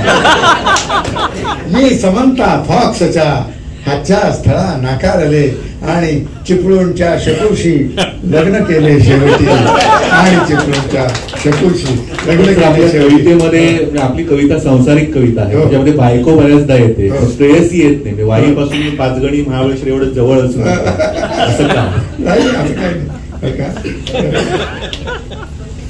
म्हणजे असं काही त्या कविता होत्या, पण त्या तशा घेतल्या गेल्या नाहीत. फारसा मला नाहीच बर का, त्या कधी नाही आच्या. पण एखादी कविता कशी रोमॅन्टिक मूडची कधी आता जरा तर चालेल का? हो, ढगांच्या अशा गच्च गर्दीत ओल्या खुळी वेधशाळा खुडावे मला, कधीचा तुझ्या आत दडलाय मान्सून, उचल निघ हा बांध फोडू आता, तहान्या मृगाच्या नशिबात आर्द्रा, इथे अन तिथे ओल सर्वत्रही, तुला पाहुनी वीज चमकून जाते, तुला पाहुनी वीज चमकून जाते, फुटे हास्य गाली नभाच्या आता, पुराची भीती वाटते ना नदीला, तिला पात्र मस्ती करू दे जरा, तिला पात्र मस्ती करू दे जरा, हवेने इथे माड बेभान झाला, झुले झावळ्यातून झपता रहा, नकारे नका अडवू हा प्रवाहो, करा मोकळी सर्व धरणे आता,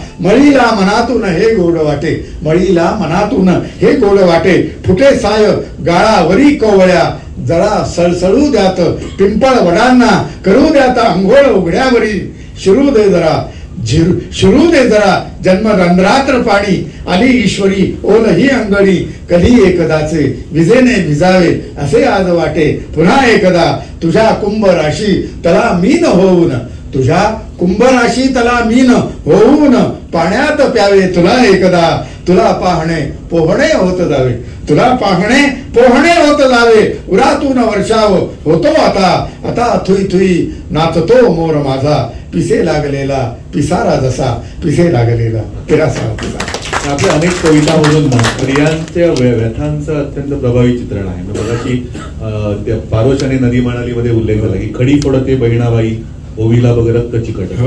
तो स्त्रीचे भोग आजही संपलेले नाहीत. अनेक कवितांमध्ये हा आशय आपल्याला येतो. तर आपल्या कवितेतलं स्त्री चित्रण जे आहे, म्हणजे एका कवितेमध्ये आपण म्हटले की अत्याचार घडला की लोक एकत्र येतात, अत्याचार घडल्यानंतर त्या निमित्ताने का होईना लोक एकत्र येतात. स्त्रियांच्या अनेक कवितांमध्ये आजही स्त्रीचे जे भोग संपलेले नाहीत, ही स्त्री बद्दलची तुमच्या स्त्री चित्रण जे आहे तुमच्या कवितेत. माय कविता सादर करू काय ते. माय तूच असतेस घर, स्थापत्याचं नेसू बदलतेस काळाच्या पठरीवर, चिकण मातीनं लिंपलेल्या ढाब्याच्या घराशी, पाट्यावर मीठ मिरची वाटत कधी जोत्यावर घट्ट उभी असतेस, चांदईसारखी कवदारू श्वास घेत, अथवा पावसाळ्यात पत्र्याच्या ताडताड वाजणाऱ्या घरात पाखडतेस पोरकिड्यांना रात हातांनी, तू कुठेही सामावतेस. रोहाऊस मध्ये गुंठ्यावर मोकळी ढाकळी आकाश न्याळत कृतज्ञतेची सावली होऊन तू असतेस अग्निहोत्री, भाकरीचा न संपणारा वसा घेत, तव्यासारखी जाळ रिचवत तुझ्या हातानं असते हजार भाकरींची ऊब. माय आम्ही तुझ्या पोटी एकदाच येतो, आम्ही तुझ्या पोटी एकदाच येतो, आणि तू तर आमच्या पोटात रोजच शिरतेस भाकरी होऊन, तू तर आमच्या पोटात रोजच शिरतेस भाकरी होऊन. तुझी कळण्याची भाकरी पातळ खुसखुशीत, खानदेशकडे ते कळणा म्हणून ज्वारी उडीद वगैरे असतो, तुझी कळण्याची भाकरी पातळ खुसखुशीत, तुझ्या भाकरीचे कळणे किती कठीण, तुझ्या भाकरीचे कळणे किती कठीण, तू स्निग्ध तेरासारखी पसरतेस भाकरीवर, आम्ही कृष्ण पक्षी तुझ्या भाकरीचा चंद्र गिळतो तिथे होऊन. माय खरंच तुझे तिखट गोड लागते, तू कान धरावास रागे भरावेस, धपाटा घालावा पाठीत आणि धुसमुसावे तुझ्या पदरात, गालावरून तू बोटे मोडावीस निघताना, आणि आयुष्याच्या फडक्यात तुझी भाकर चघळत बसावं, आयुष्याच्या फडक्यात तुझी भाकर चघळत बसावं. सरांचा जन्म 1947 सालचा आहे, भारत स्वतंत्र झाल्यानंतरचा जन्म आहे 29 डिसेंबर, आणि संपूर्ण भारताचा देशाचा प्रवास, त्याबरोबर सरांचा हा कवितेचा प्रवासही सुरू आहे. तर हा सगळा सर आपल्या कवितेमध्ये आपण म्हणतो की दिवे खूप आहेत, अंधार कधी होईल सांगता येत नाही, असं आपल्याला का वाटतं? म्हणजे आपल्या याच्यामध्ये एक ज्योत आणि याची कविता आहे बघा, त्याच्यामध्ये आम्ही इथले प्राचीन रहिवासी आहोत. ज्योतीने एकदा अंधाराचे आणि वाऱ्याचे भांडण लावून दिले. उत्तर रात्री थरथरताना ती म्हणाली, अरे धक्का कोण मारतंय? स्तब्ध अंधार म्हणाला, ए धक्का मी नाही मारला, तंद्रीतच तुला पेंग घेत होती म्हणून फक्त जरासे हलवून जागे केले, म्हणून फक्त जरासे हलवून जागे केले. आणि हे पहा, आम्ही इथले प्राचीन रहिवासी असतो, प्राचीन रहिवासी आहोत. पूर्वसुरींशी बोलताना जरा अद्भीने बोलावे, आम्ही इथले प्राचीन रहिवासी आहोत. तू काय आज आहेस, तुम्ही काय आज आहात, उद्या नसाल हे कदाचित, उद्या नसाल हे कदाचित. आपण मुंबईला जेव्हा आला तर आपल्या कवितेमध्ये सगळी तत्कालीन नारायण सुर्वेंचा मगाशी आपण उल्लेख केला, कामगार चळवळ त्यावेळी जोरामध्ये होती, दलित चळवळ होती. आज सगळ्या ह्या चळवळी हे सगळ्या जे आहे हे थोडं आपल्याला असं वाटत नाहीये का कुठेतरी हे आपण एक सामाजिक भान राहिलेलं नाही आपल्याला? ही संवेदना, साहित्याची धार गोथड झालेली आहे, ही संवेदना सगळी नष्ट झाल्यासारखी वाटते. माणसं ही खूप अधिकाधिक अशी आकसलेली आणि स्वतःपुरती अशी झाली आहे की काय 1 BHK 2 BHK, मी इथे फ्लॅट घेतला, आम्ही सेकंड होम घेतलं, अमुक घेतलं, आम्ही या वेळेला सिंगापूर बँकॉकला जाणार किंवा दुबईला जाणार, दुबई जरा जास्त आहे म्हणून यंदा बँकॉकला जाणार वगैरे. हा हे सगळं अवतीभोवती सगळीकडे हे सगळे संवाद कानावर पडतात. मॉल निघाले, अमुक कुठला ब्रँड आला, कोणी कुठली पॅन्ट घेतली, कोणी कुठलं काय घेतलं. आता ते परवा कुठलं तरी मोठं नाचाचा कार्यक्रम झाला, 10 किलोमीटरची रांग तिकडं त्या DY पाटील त्या स्टेडियमच्या तिथे लागली होती, त्याची 50-50 हजाराची तिकीट होती. हा सगळा असा उपभोग म्हणजे इहवाद सगळा उफाळून आलाय ना, त्या ह्याच्यात हा जो सामाजिक जाणीव नावाची गोष्ट आहे ना, ती कुठंतरी लोप पाललेली आहे की काय असं मला वाटतं. आणि आमच्या काळात आम्ही सगळेच गरीब होतो, सगळ्यांच्याच खाकी पॅन्ट होत्या, सगळ्यांच्याच अशा शाळेत गणवेशवाले अमुक तमुक सगळ्यांच्या डब्यात काहीतरी साधं काहीतरी घेऊन येतो. आज बघा काय त्यांना ते पैसे भरणं मिळतात, मग ते काय काय विकत घेतात, 100 रुपये पुरतील का असं विचारतात आया मुलांना शाळेत पाठवताना. हे मी बघितलंय. आमच्याकडे मी वाईला कॉलेजला असताना 10 पैसे आमच्या याच्या ट्युटोरियल शीटचे नसायचे, इतकी गरिबी होती. खरंच तुम्हाला सांगतो, म्हणजे आमची कवितेची ताकद काय आहे की दारिद्र्य गरिबीतनं आम्ही वर आलो, ही आमची ताकद तुम्हाला सांगतो. आता या संवेदना बोधक म्हणजे आई वडिलांच्या जीवावर एवढं मुलांचं कौतुक होतंय. जीन्सची पॅन्ट काय ती किती 2000 1200-2500ची ती पॅन्ट असते तुम्हाला सांगतो. ती काय मुलं आणि केवढे बूट असतात, केवढं काय काय एक एक असतं. घरामध्ये बघा चपला जोडे ठेवायला जागा नसते. आणि मुली तर बघा या लग्नाला घातलेला ड्रेस दुसऱ्या लग्नाला घालत नाही. ते कपाट असं उघडायला गेलं ना असं एकदम अंगावर पडतं सगळं. एवढे ड्रेस असतात घरामध्ये, खरंच सांगतो. आणि त्याचे 10 रुपये पण मिळत नाहीत. ते मागणारे येतात ना, 10 रुपये 15 रुपये पण नाही मिळत. आणि तो तिनं आम्ही आमच्या मोठ्या भावांच्या कपडे अल्टर करून घातलेत. हे सुहास बापट आलोचना मासिकाचे संपादक होते, आपल्याला माहित असेल, वसंत अवतर वगैरे. त्याच्या पॅन्ट अल्टर करून मी घातले मुंबईत आलो तेव्हा. आज कुणी असं आपल्या घरातली आपली भावंड आपले जुने कपडे वापरत नाही. इतकी ऐहिक प्रगती जी टोकाची झाली आहे ना, त्यात संवेदना कुठेतरी नष्ट झाली आहे. बोट धरणं जे म्हणतात ना, कोणतरी भले त्याला शिळी भाकरी शिळी पोळी वगैरे घातली असेल, पण तो कोणतरी गावचा एखादा मुलगा तो तिथं शिकायला असायचा. मग ते बेडेकर असो, सदन असो, चाळ असो, कोणीतरी तो जिन्याखाली असा कोणीतरी एक माणूस शाळा शिकून काहीतरी तो कोणतरी असा घरातली कामं फरशी पुसणं वगैरे हे करून अशा मुलांनी शिक्षण केले. हो, आज तुमच्या भावाचा मुलगा तुमच्या घरामध्ये तुम्ही नाही ठेवणार, त्यानं काही लफडं केलं तर कोण त्याला बघणार म्हणून. घरात त्याच्या ज्या जेवणाच्या 6 चपात्या 6 पोळ्या कोण लागणार. म्हणजे नवरा जर सांगून गेला की मी आता चाललोय कार्यक्रमाला आणि तिथेच बहुतेक जेवून येईन मी असं सांगून जातो तो. आणि दुर्दैवानं तिथे जर जेवणाची व्यवस्था नसेल आणि त्यानं घरी येऊन जर बायकोला सांगितलं की मी गेलो होतो पण तिथं काहीच नव्हतं, त्यामुळे आज प्रॉब्लेम झाला, मी काही जेवून आलो नाही. बायकोचा चेहरा कसा पडतो बघा तुम्हाला सांगतो. हे आजचं वास्तव आहे, हे वास्तव आहे. हे समाज व्यवस्था अशी झालेली आहे, त्या ह्याच्यात या सगळ्या संवेदना बोथट झालेल्या. हतबलता पण आपल्या कवितेतून व्यक्त होतो की मी लढलो नाही. गावावर दिसती ओघळ हे रक्ताचे, ही भारतीय ज्ञानपीठच्या संकलनात रमेश तेंडुलकरांनी घेतलेली कविता तुम्हाला सांगतो. हे शरणागतीचे हात उंचवित कधी न चालत गेलो, हे शरणागतीचे हात उंचवित कधी न चालत गेलो. मी लढलो नाही, मी लढलो नाही, मी हात बांधले होते, मी चालत गेलो निमोठ गावामधून. मी लढलो नाही, हे डोळे माझे उघडे होते, खूप पाहिले काही बाई. हे डोळे माझे उघडे होते, खूप पाहिले काही बाई. या कानाने खूप ऐकले, पण गप्प राहिलो बदलो नाही. मी लढलो नाही, मी स्वप्नामध्ये वारसपासप केले, मी स्वप्नामध्ये वारसपासप केले. मी रक्तसड्याचे चित्र लाल रंगविले, पण मनात हो लढलो नाही, मी लढलो नाही. मी गाणे म्हटले खूप आतले, निरर्थकाचा तळ शोधित मी बसलो. मी गाणे म्हटले खूप आतले, निरर्थकाचा तळ शोधित मी बसलो. मी काळोखाची भिंत सारवित गेलो, मी अज्ञानाचे दिवे पेटवित गेलो.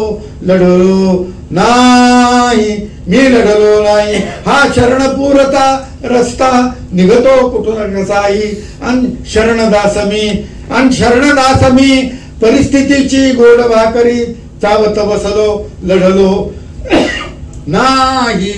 गावावर दिसती ओघळ हे रक्ताचे, मी दार लोटले आतून आयुष्याचे. मी परिस्थितीच्या मी तळहातांना जपले, सुकुमार पावले जपली. मी परिस्थितीच्या बेंबीमध्ये बोट घातले नाही, मी लढलो नाही. म्हणून आता थोडासा आवाज नाही, आणि मी असं अनेक साहित्य संमेलनात तुम्हाला सांगतो, या गोल कविता मी अनेकदा म्हणतो. ठीक आहे, पण हे कवितेचं वातावरण राहिलेलं नाही. त्याची की एकूण मला असं सगळा देश हा गद्यप्राय झालाय की काय असंच वाटतं. तर सांगतो, म्हणजे दिवस आंब्याचे होते तर मला वाटलं आपण रसातळाला चाललोय की काय. खरंच असं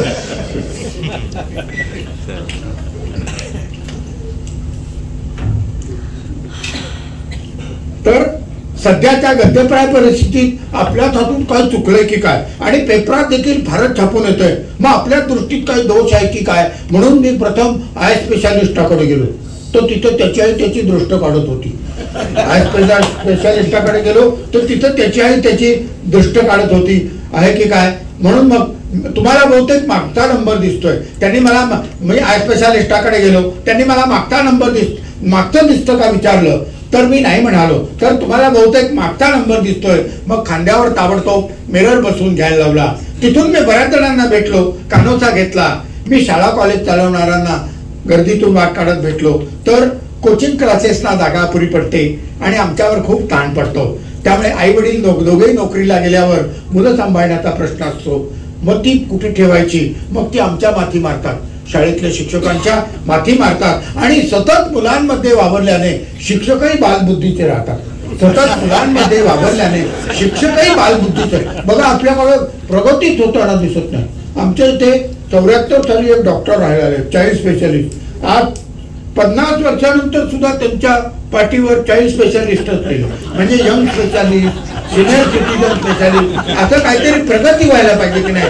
तर शिक्षकही बालबुद्धीचे राहतात आणि त्यांना शिकवणारे तरी कुठे मिळता येतो. असं बरंच काही म्हटल्यावर मी त्यांना एवढ्या मोठ्या जागेत तुम्ही सरळ कोचिंग क्लासेस का चालू करत नाही म्हणत आवडतं घेतलं.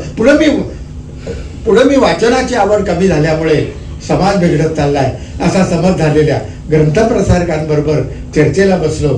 तर टीव्हीमुळे आता शिकलेले लोक पुन्हा निरक्षर होऊ लागले. लोकांना ऐकू येतं, बघता येतं, लिहिता वाचता येत नाही. बघा तुम्ही कुरिअरवाला आला, कोणी सही करायला उठत नाही.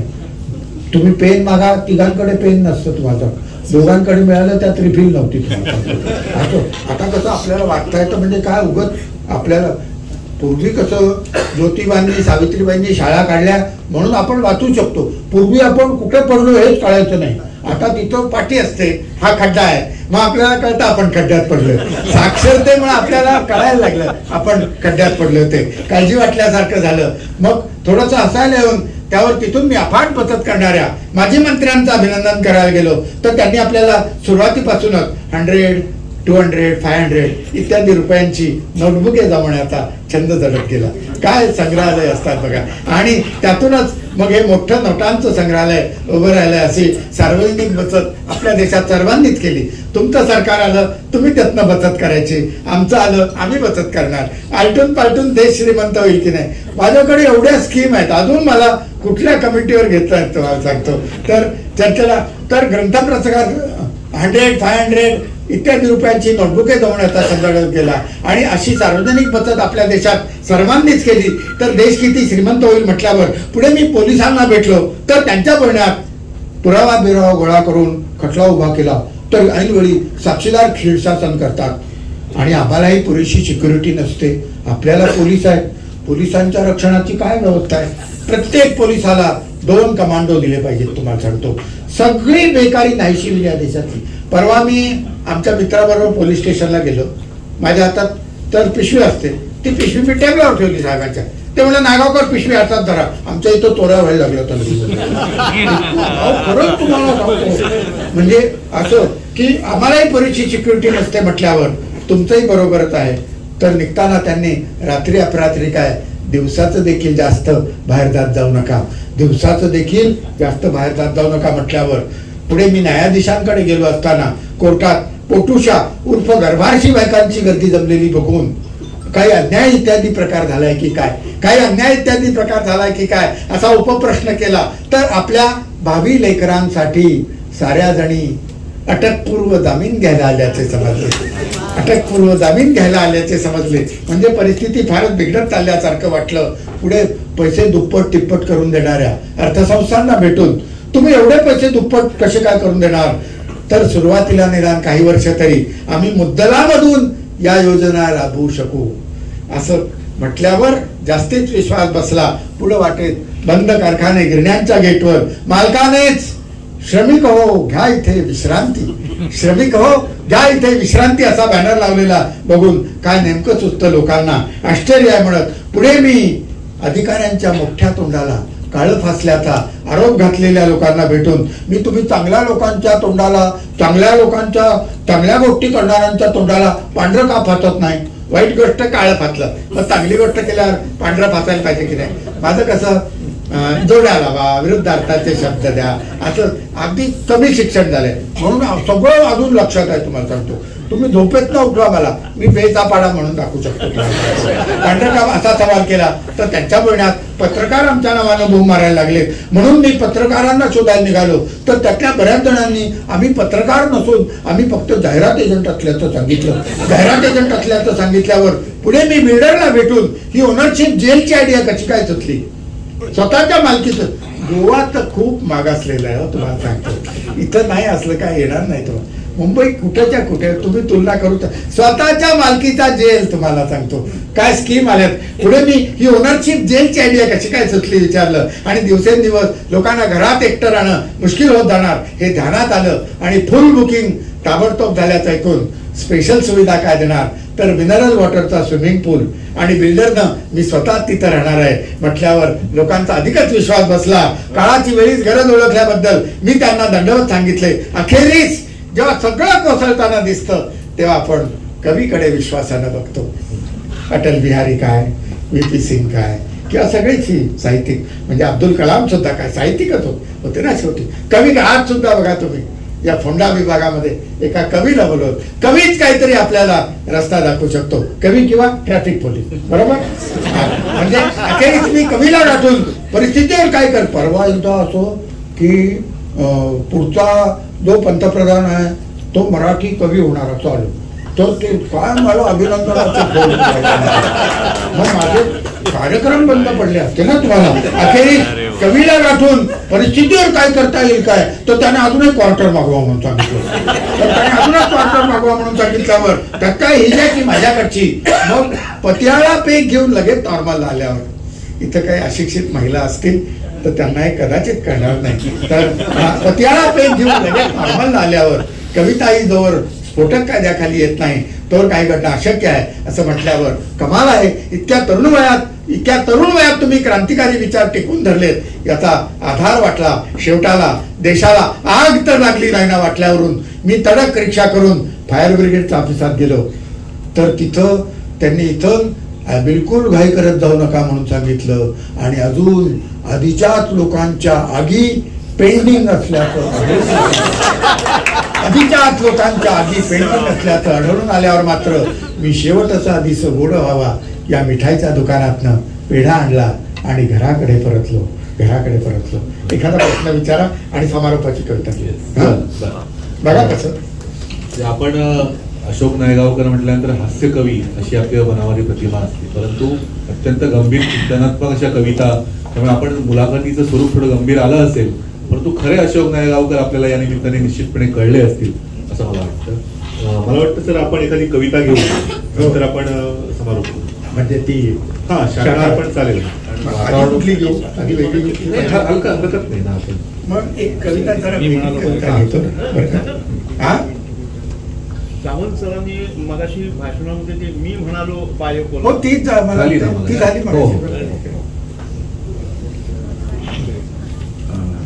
कविता नाही कविता एक किती सोपी गोष्ट आहे. हे लोक उगाच अवघड करून सोडतात. तुम्ही पुस्तकं संपादन करताना अमुक तुमची वाचतो आम्ही की आपल्या बापजन्मी असं लिहिता येणार नाही असं वाटतं की नाही सगळ्यांना. नायगावकर ऐकल्यानंतर प्रत्येकाला कॉन्फिडन्स येतो. उद्या जाताना 100 पानी वही घेऊ आणि आपण कविता लिहायला सुरुवात करू. बघा कविता लिहिणं किती सोपं आहे त्याचं हे उदाहरण आहे. आणि इतकं आता विषमतेवर कार्ल मार्क्सनं लिहिलं, हॅव नॉट, आहे रे नाही रे.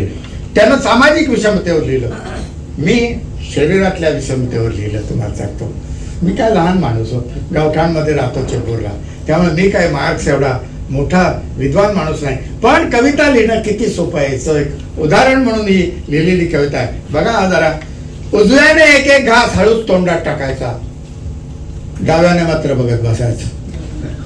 उजव्याने एक एक घास हळूच तोंडात टाकायचा, डाव्याने मात्र बघत बसायचं. पानातलं संपत आलं म्हणताना डावा हजरच, पातेल्यात डाव बुडवून वाढायला हा देखील उजव्याचाच डाव, उजव्याचाच डाव वाढून झालं की डावा आपला रिता कोरड्याने झाकणीवर पहारा देत तरीही डावा अभिमानाने फुलायचा. निदान पाण्याचं भांड भरण्याचा मान तरी आपला, पाण्याचं भांड धरण्याचा मान तरी आपला. पण बिचाऱ्याच्या लक्षात यायचं नाही साधी 4 शीत भाताची आपल्या हाती लागत नाहीत.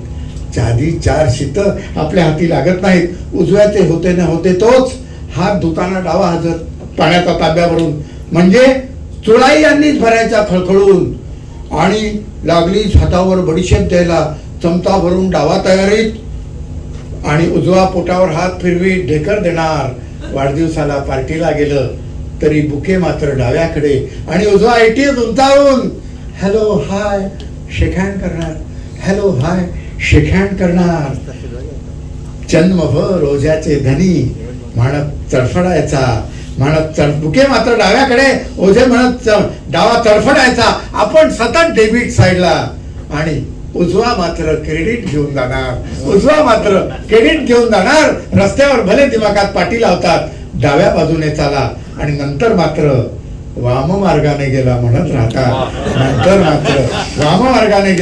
राहतात. किती करा आपण निषिद्धच रक्त उसळून यायचं. काय हा जिथे तिथे अपमान. देवळातला पुजारी तो देखील आता उजवी घाला म्हणतो. रस्त्यावरचा ज्योतिषी डावा झिडकारून उजवा पुढे करा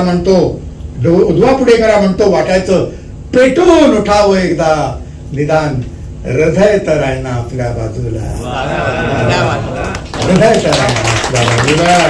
एक ना एक दिवस अडवून धरूया यांच्या शुद्ध रक्ताला. पण त्याला धास्ती वाटायची, करायला जायचो एक आणि व्हायचं भलतच न जाणो आपलीच बाजू लुळी पडायची, आपलीच बाजू लुळी पडायची. नको रे बाबा, निमित्त व्हायचं संपाचं आणि अखेर व्हायची टाळेबंदीत. 2.25 लाख गिरणी कामगार भांडी कुंडी विकून गावी निघून गेले डाव्याचा. तर हे असं डाव्याच्या मनात कुणीतरी भरून दिलंय, काहीतरी बिनसलंय हे कळायला उजव्याला काय वेळ लागतोय. तशी तो उगी उगी करत थोपटत म्हणाला, अरे हे असं युगानुयुगे चालत आलंय. तू पाटी हाती धरायचीस, आम्ही अक्षर गिरवायची. तू पुस्तक हाती धरायचंस, वाचता वाचता आम्ही पाने उलटत जायचं. तू शटल चेंडू हाती धरायचा, आम्ही रॅकेटनं बुडावर घाव घालायचा. हा खेळ असाच चालत राहणार, असाच चालत आलाय. नशीब समज उजवा डाव्याला म्हणाला, निदान नमस्कार करताना टाळ्या वाजवताना आम्ही तुला बरोबर घेतो होतो. टाळ्या वाजवताना कवी साहित्यिक राजकीय भूमिका मांडायला कचरत असतात. नायगावकर सरांचं वैशिष्ट्य आहे की सरकार कोणाचंही असो परखडपणे आपली भूमिका ते मांडत असतात. इंदिरा गांधींच्या आणीबाणीवरती त्यांची कविता आहे की तुझ्या जाण्याने जर इतका अंधार पसरणार असेल तर तुझ्या उजेडात काहीतरी गफलत असली पाहिजे. किंवा मागच्या लोकसभा निवडणुकीपूर्वी सर आपण म्हटलं होतं की पाशवी बहुमताचं सरकार येऊ नये देशामध्ये. एवढं परखड भूमिका जी मांडतात त्याचं काय आपलं काय सांगायचं आपलं एक कवी म्हणून हे सगळ्या देशातल्या परिस्थिती नाही. बॅलन्स राहायला विरोधी पक्ष नावाची गोष्ट, तो विरोधी पक्षाकडे शहाणपण असलं पाहिजे अर्थात. नाहीतर लगेच तुमचा अर्थसंकल्प आला की मी त्याच्यावर असं म्हणायचं की हे सगळं चुकीचं आहे. सगळं चुकीचं आहे, त्यातलं चांगलं वाईट साधक बाधक असं काहीच राहिलेलं नाही आहे ना. सगळं एकदम टोकाचीच भूमिका घेऊन असं सगळं चाललेलं आहे ते म्हणून असं. तर ते पटत नाही ना, कुणाचंच पटत नाही. म्हणून टिळा लावून घ्यायला कुणाचंच बरं नाही वाटत तुम्हाला. ती कविता समारोपाची आपण समारोपाची कविता घेऊ कारण आपल्याला उशीर झालेला आहे. आणि शेवटची एखादी चांगली मला वाटतं शाकाहारच घेतो मग त्याने आपण कवितेचा समारोप करू. सदाबहार नायगावकर, इथे बॅनरवरती अशोक सदाबहार नायगावकर असं पण लिहिलेलं आहे. चूक झालेली त्याच्यामध्ये, परंतु नायगावकर सर म्हणजे फक्त हास्य कविता नाही, त्याच्यामध्ये गंभीर चिंतन हा त्याचा प्राण आहे त्या कवितेचा. हा संदेश घेऊन आज आपण इथून जाणार आहोत. परंतु जाण्यापूर्वी त्यांची अत्यंत गाजलेली शाकाहार ही घरोघरी पोहोचलेली कविता आपण त्या कवितेनं या कार्यक्रमाचा समारोप करू. नायगावकर सरांसारखा एक कवितेचा दबदबा असं बाटलीमध्ये भरणं मगाशी मी म्हटलं होतं. माझ्या परीने मी काही प्रश्न विचारण्याचा, त्यांना बोलतं करण्याचा, त्यांचा कविता उलगडण्याचा प्रयत्न केला. तो कितपत यशस्वी झाला अयशस्वी झाले आपण ठरवायचंय. परंतु त्या निमित्ताने एक नायगावकर त्यांचं एक वेगळं रूप, त्यांच्या कवितेतलं गांभीर्य निश्चितपणे आपल्या सगळ्यांपर्यंत पोहोचलेलं असेल असा विश्वास या ठिकाणी मी बाळगतो. सरांना विनंती करतो की आपल्या कवितेनं त्यांनी या मुलाखतीचा मैफलीचा समारोप करा. ते सगळं पांढऱ्या पॅन्ट, पांढरा टी शर्ट आणि पांढरे साफ घालून सगळे लोक सकाळी जॉगिंगला बाहेर पडतात कॅलरी जाळायला. अरे खायचं कशाला एवढं तुम्हाला? एकदा 50 उलटली, एखादा लाडू कमी खावा ना, तुम्हाला सांगतो. ते सगळी कॅलरी आणि असे एकमेकांना बोट दाखवतात दोन. आपल्याला वाटतं यांना 2 मतं पडली किंवा व्ही फॉर विक्टरी, पण त्याचा अर्थ व्ही फॉर व्हॉलंटरी रिटायरमेंट असा आहे. त्याच्यावरही मी 2 ओळी लिहिल्या होत्या. निवृत्त नोकरांचे बघ काय हाल झाले, निवृत्त नोकरांचे बघ काय हाल झाले. काही पिण्यात गेले, काही पिण्यात गेले, काही पुण्यात गेले. काही पिण्यात गेले, काही पुण्यात गेले. परवा ते म्हणले ते पुण्यात 2 पिण्यात गेले म्हणून. पुण्याच्या बुद्धिमत्तेबद्दल काय तुम्हाला सांगतो.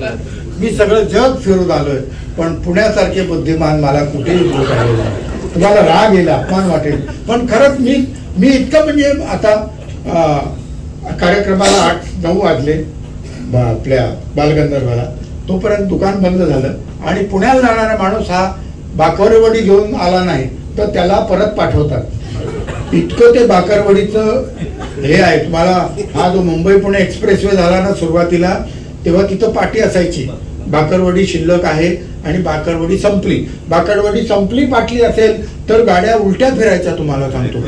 इतकं त्या बाकरवडीचं एकेकाळी 70-80 साली महत्व होतं. तर मी आमच्या दुकानात गेलो सकाळी उठून, दुकान बंद झालं होतं रात्री. तर शटरवर गेल्याबरोबर आत गेलो, म्हटलं बाकरवाडीचे 2 अर्धा किलोचे पॅक द्या. ते म्हणे देतो ना, आपण आधी लाईनीत उभे राहा. अहो म्हटलं मी एकटाच आहे दुकानात. नाही म्हणे तरी एकटा असलं तरी लाईन मला घ्यावी लागते तुम्हाला. एकटं असलं दुकानात तरी लाईनीत उभं राहावं लागतं. इतकं म्हणजे ते एका बिल्डरची जाहिरात होती ना, घराला घरपण देणारी माणसं. तर मी एका वखारीवरनं चाललो, तो मोठा बॅनर घरावर, रास्ता पेठेत, घराला सरपण देणारी माणसं. काय सुचतं तुम्हाला सांगतो खरंच. म्हणजे पुण्यासारखं कुठेही. आणि आग्रह तर इतका, मी 92 सालापासून तळमळीत जातोय. तुम्हाला सांगतो इतका आग्रह पुढच्या वेळेला आला की जेवायलाच यायचो. 25 वर्ष आग्रह चाललाय मला तुला. पुढच्या वेळेला आला की जेवायलाच यायचं. खरं इतका सगळा एक. आणि गेलात ना तुम्ही तर तुमचा वेळ नाही घेत ते. इतर ठिकाणी बघा वेळ काढतात. माझा मित्र परवा शिवाजीनगरला उतरलो. अरे अशोक कोणी आलास तू, चल म्हणे माझ्या घरी. नवीन फ्लॅट घेतला. मला वाटलं आता हा पोहे बनवणार. गेला आपला जवळ जोड 1.5-2 तास. त्यांना रिक्षात घातलं आणि तो म्हणला तुला कुठं जायचंय. म्हटलं मला स्वारगेट. मग चल म्हणे तुला दाखवतो. त्यानं तो कोपऱ्यावर तिथं असं म्हणे, तो 3rd फ्लोअरला कोपऱ्यातला फ्लॅट आहे ना तो माझा म्हणे, जा आता तू.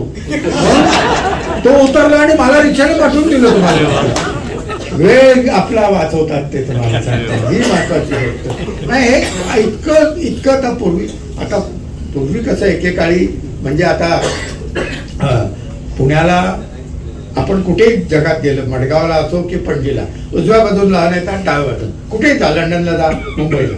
पुण्यात कुठून काय येईल सांगता येत नाही. खरंच सांगतो. म्हणून सगळं क्रॉसिंग करताना सगळीकडे बघावं लागतं तुम्हाला सांगतो. आणि मी 15 मिनिटं वेड्यासारखा उभा होतो तिथं. तुम्ही भले मोठे सेट नेट केलेले प्राध्यापक असाल, मोठे डॉक्टर असाल किंवा बँकेचे मॅनेजर असाल, पुण्यात तुम्ही बावळट ठरता. मी आता हातात पिशवी. आणि मी काय आहे की हातात माझ्या, मी नेहमी कुठेच गेलं ना तर सावंत सर मी पिशवी हातात ठेवतो. आता मी आता इकडे आलोय फोंड्याला, तर तुम्हाला जाताना मला काहीतरी द्यायचं असेल तर तुम्हाला पिशवीचा त्रास कशाला. बरोबर आहे. आपण आपला त्रास होता कामा नये. मी दिवाळीमध्ये 2 पिशव्या खिशात ठेवतो. आपला रोधक, आपला पुरा त्रास होता, त्यांना काही द्यायचं आपल्याला, तर ते इतकं सगळं मी काळजी घेतो. तर ती पिशवी माझ्या हातात त्यांनी लगेच घेतली.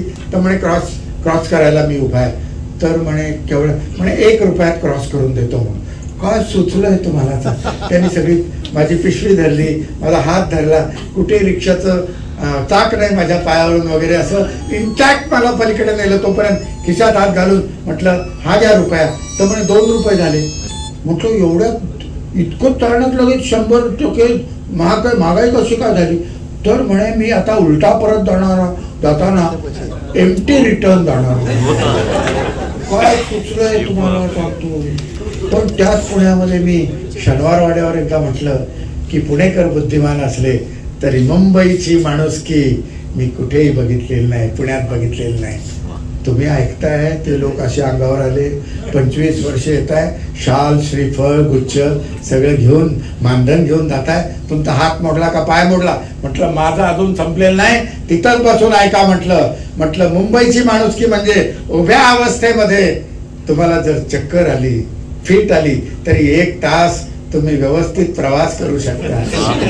त्यामुळे हे कसं म्हटलं लोकलमध्ये एकदा गेला बोरिवली किंवा कल्याण आणि तुम्हाला चक्कर आली तरी चर्चगेट किंवा छत्रपती टर्मिनस येईपर्यंत सगळे लोक तुम्हाला दाबून धरतात, खाली पडू देत नाही. ते म्हणे तुमची माणुसकी तुमच्याच गावात राहू द्या. काही पिण्यात गेले, काही पुण्यात गेल्यावर नाही शिकलं. मी महिलांच्या गौरवपर अनेक कविता लिहिलेल्या आहेत. आज त्या इथे वाचता नाही आल्या, पण त्या मी नोकरीत असताना गैरसमजापोटी लिहिलेल्या कविता आहेत. तुम्हाला सांगतो सत्य काय आहे ते माणसाला रिटायर झाल्यावर कळतं. महिला म्हणजे असं हळवार, तरल, हे साफ खोटं आहे. खोटं चित्र रंगवलेलं आहे. तुम्हाला सांगतो मी आता बघतो की बघा आपल्याकडे काय असतं, एक बॉलपेन असतं. तुम्हाला सांगतो, खरंच सांगतो, महिलांकडे उलटणं, रवी, लाटणं, एवढी केवढं फेकून मारायला केवढं हे आहे. आम्ही जर असं बॉलपेन फेकलं तर बँडेड पण नाही लावावं लागणार. खरंच सांगतो. आणि बघा ती मेथीची जुडी निवडायला दिली आपल्याला, आपण अशी फिरवतो, ती सुतळी सोडायचा प्रयत्न करतो. भले गाठ घट्ट मारलेली असते पण प्रयत्न करतो आपण. उशीर लागतो वगैरे हे आपल्या ध्यानातच नसतं. तुम्हाला महिला बघा लगेच बोट अशी मध्ये घालून खचकन तोड टाकते. कलात्मकता नाही, पुरुष हा कलात्मक असतो. हो बघा ती काडी, ती मेथीची काडी घेऊन तो बघतो असं, हे पान तोडू का, हे पान तोडू, आणि कशासाठी तोडायचं? मला निसर्गानं जे तयार केले ते का तोडायचं? महिला बघा पानं एकीकडे, काड्या एकीकडे, 10 मिनिटात त्या जुडीची वाट लावून टाकतात. नारळ बघा कसा खोवतात, तुम्ही बघितलं असेल, असं हृदय खोवतायत असं वाटतं. मी ते आपण बघू नाही शकत. मला नारळ खोवायला दिला, तुम्हाला सांगतो, मी तो हातात वाटी घेतली, पण विळीवर कसं बसायचं माहित नाही, मी उलटा बसलो. असा सगळा भाग. तर ते सगळं तुम्हाला सांगतो. आणि सुरुवातीला कसं की अय्या ईश्वर शिंक आली ना नवऱ्याला, तर अय्या तुम्हाला कशी शिंक आली, इतकं काय गोड स्वर असतो पहिले 3-6 महिने करत, आणि 25 वर्षानंतर तुला खालनं पाणी लावून जात, चहा घ्या. काय स्वर आहे बघा तुम्हाला, चहा घ्या. तो रामूला देताना म्हटलं, रामू चहा घे हो, वाफ निघून जाते. कारण रामू निघून गेला, दुसरा रामू मिळणं कठीण असते. नवरा जर डोक्यात राग घालून गेला ना, सगळे नवरे 4:30ला बोंबलत परत येतात. कारण बिन साखरेचा चहा लवकर कुठेही मिळत नाही, तुम्हाला सांगतो, हे सत्य आहे, तुम्हाला सांगतो. हो मला वाटतं काय शुद्धलेखन घालते की नाही म्हणे, त्या मटक्या भिजत टाकल्यात, त्या नीट पाण्यातनं निथळून त्या फडक्याला घट्ट गाठ मारून त्याच्यावर वजन ठेवा. नशीब तुम्ही बसा असं नाही सांगितलं, तर मोड कशी येतात बघत बसा. हसू नका तुम्ही, माझ्यापेक्षा जास्त त्रास तुम्हाला होणार आहे, मला शाप आहे आज तुम्हाला. अशी सगळी कामं करावी लागतात त्या स्वयंपाकघरामध्ये. किती क्रूरता असते हे महिला लिहूच शकत नाहीत. त्यासाठी हळूवार हृदयाचा पुरुष जन्माला यावं लागतो. टाळ्या वाजवत नका, मी आहे मागं तुमच्या, जरी उद्या निघून जाणार असलो तरी मी आहे. बघा गळ्याची नख खुपसून अंदाज घेत क्रूरपणे त्वचा चोलली जाते दुधी भोपळ्याची. कसं खरवडून काढतात बघा, असं ते प्लॅस्टिक सर्जरीला कसं काढतात स्किन, तसं काढतात ते. बघा तुम्ही कसं बारीक, कसं, खरंच सांगतो बघू नाही शकत. आपण बाजारात जातो दुधी हलव्यासाठी, दुधी भोपळा घ्यायचा असेल, असं हळवार हात फिरवतो, बारीक लव असते त्याच्यावर. महिला बघा त्या देठाच्या तिथे नख खुपसून बघतात. तुम्हाला हे माहित नाही, कारण तुम्ही बाजारात भलतीकडे बघत असता. त्वचा चोलली जाते आहे दुधी भोपळ्याची, सपासप सुरी चालवत कांद्याची कापाकाप चालली आहे, डोळ्यांची आगाग होते, शाळ्या नारळावर कोयत्याने दरोडा घातलाय. हे भाजलं जातंय वांग, हे भाजलं जातंय वांग, इथं त्वचेतून पाणी टपटप. मला भरून आलं बघा एकदम. एक 5-6 दिवस प्रॅक्टिस केली, तुम्हालाही भरून येईल. साधं सुद्धा नाही, तेल बी चोपडून वांग भाजतात. तो खरंच आता संक्रांत झाली असेल, भोगी वगैरे, असं भाजता तो तेल बिल चोपडून. किती क्रूर. मला वांग भाजायला सांगितलं, आपण पुरुष आधीच हळवार, त्यात मी कवी डबल हळवार. मला ते बघवे ना, डोळ्यावर हात ठेवून वांग फिरवत राहिलो, वांग निघून गेला, हात भाजला. सर माणसाच्या दुःखावर तुम्ही एवढे कवितेचे संपादन वगैरे केलंय, माणसाच्या वेदनेवर माऊलींपासून आतापर्यंत अनेकांनी कविता लिहिल्यात. वांग दुधी भोपळा याची वेदना मांडणारा मराठीतला एकमेव कवी आहे.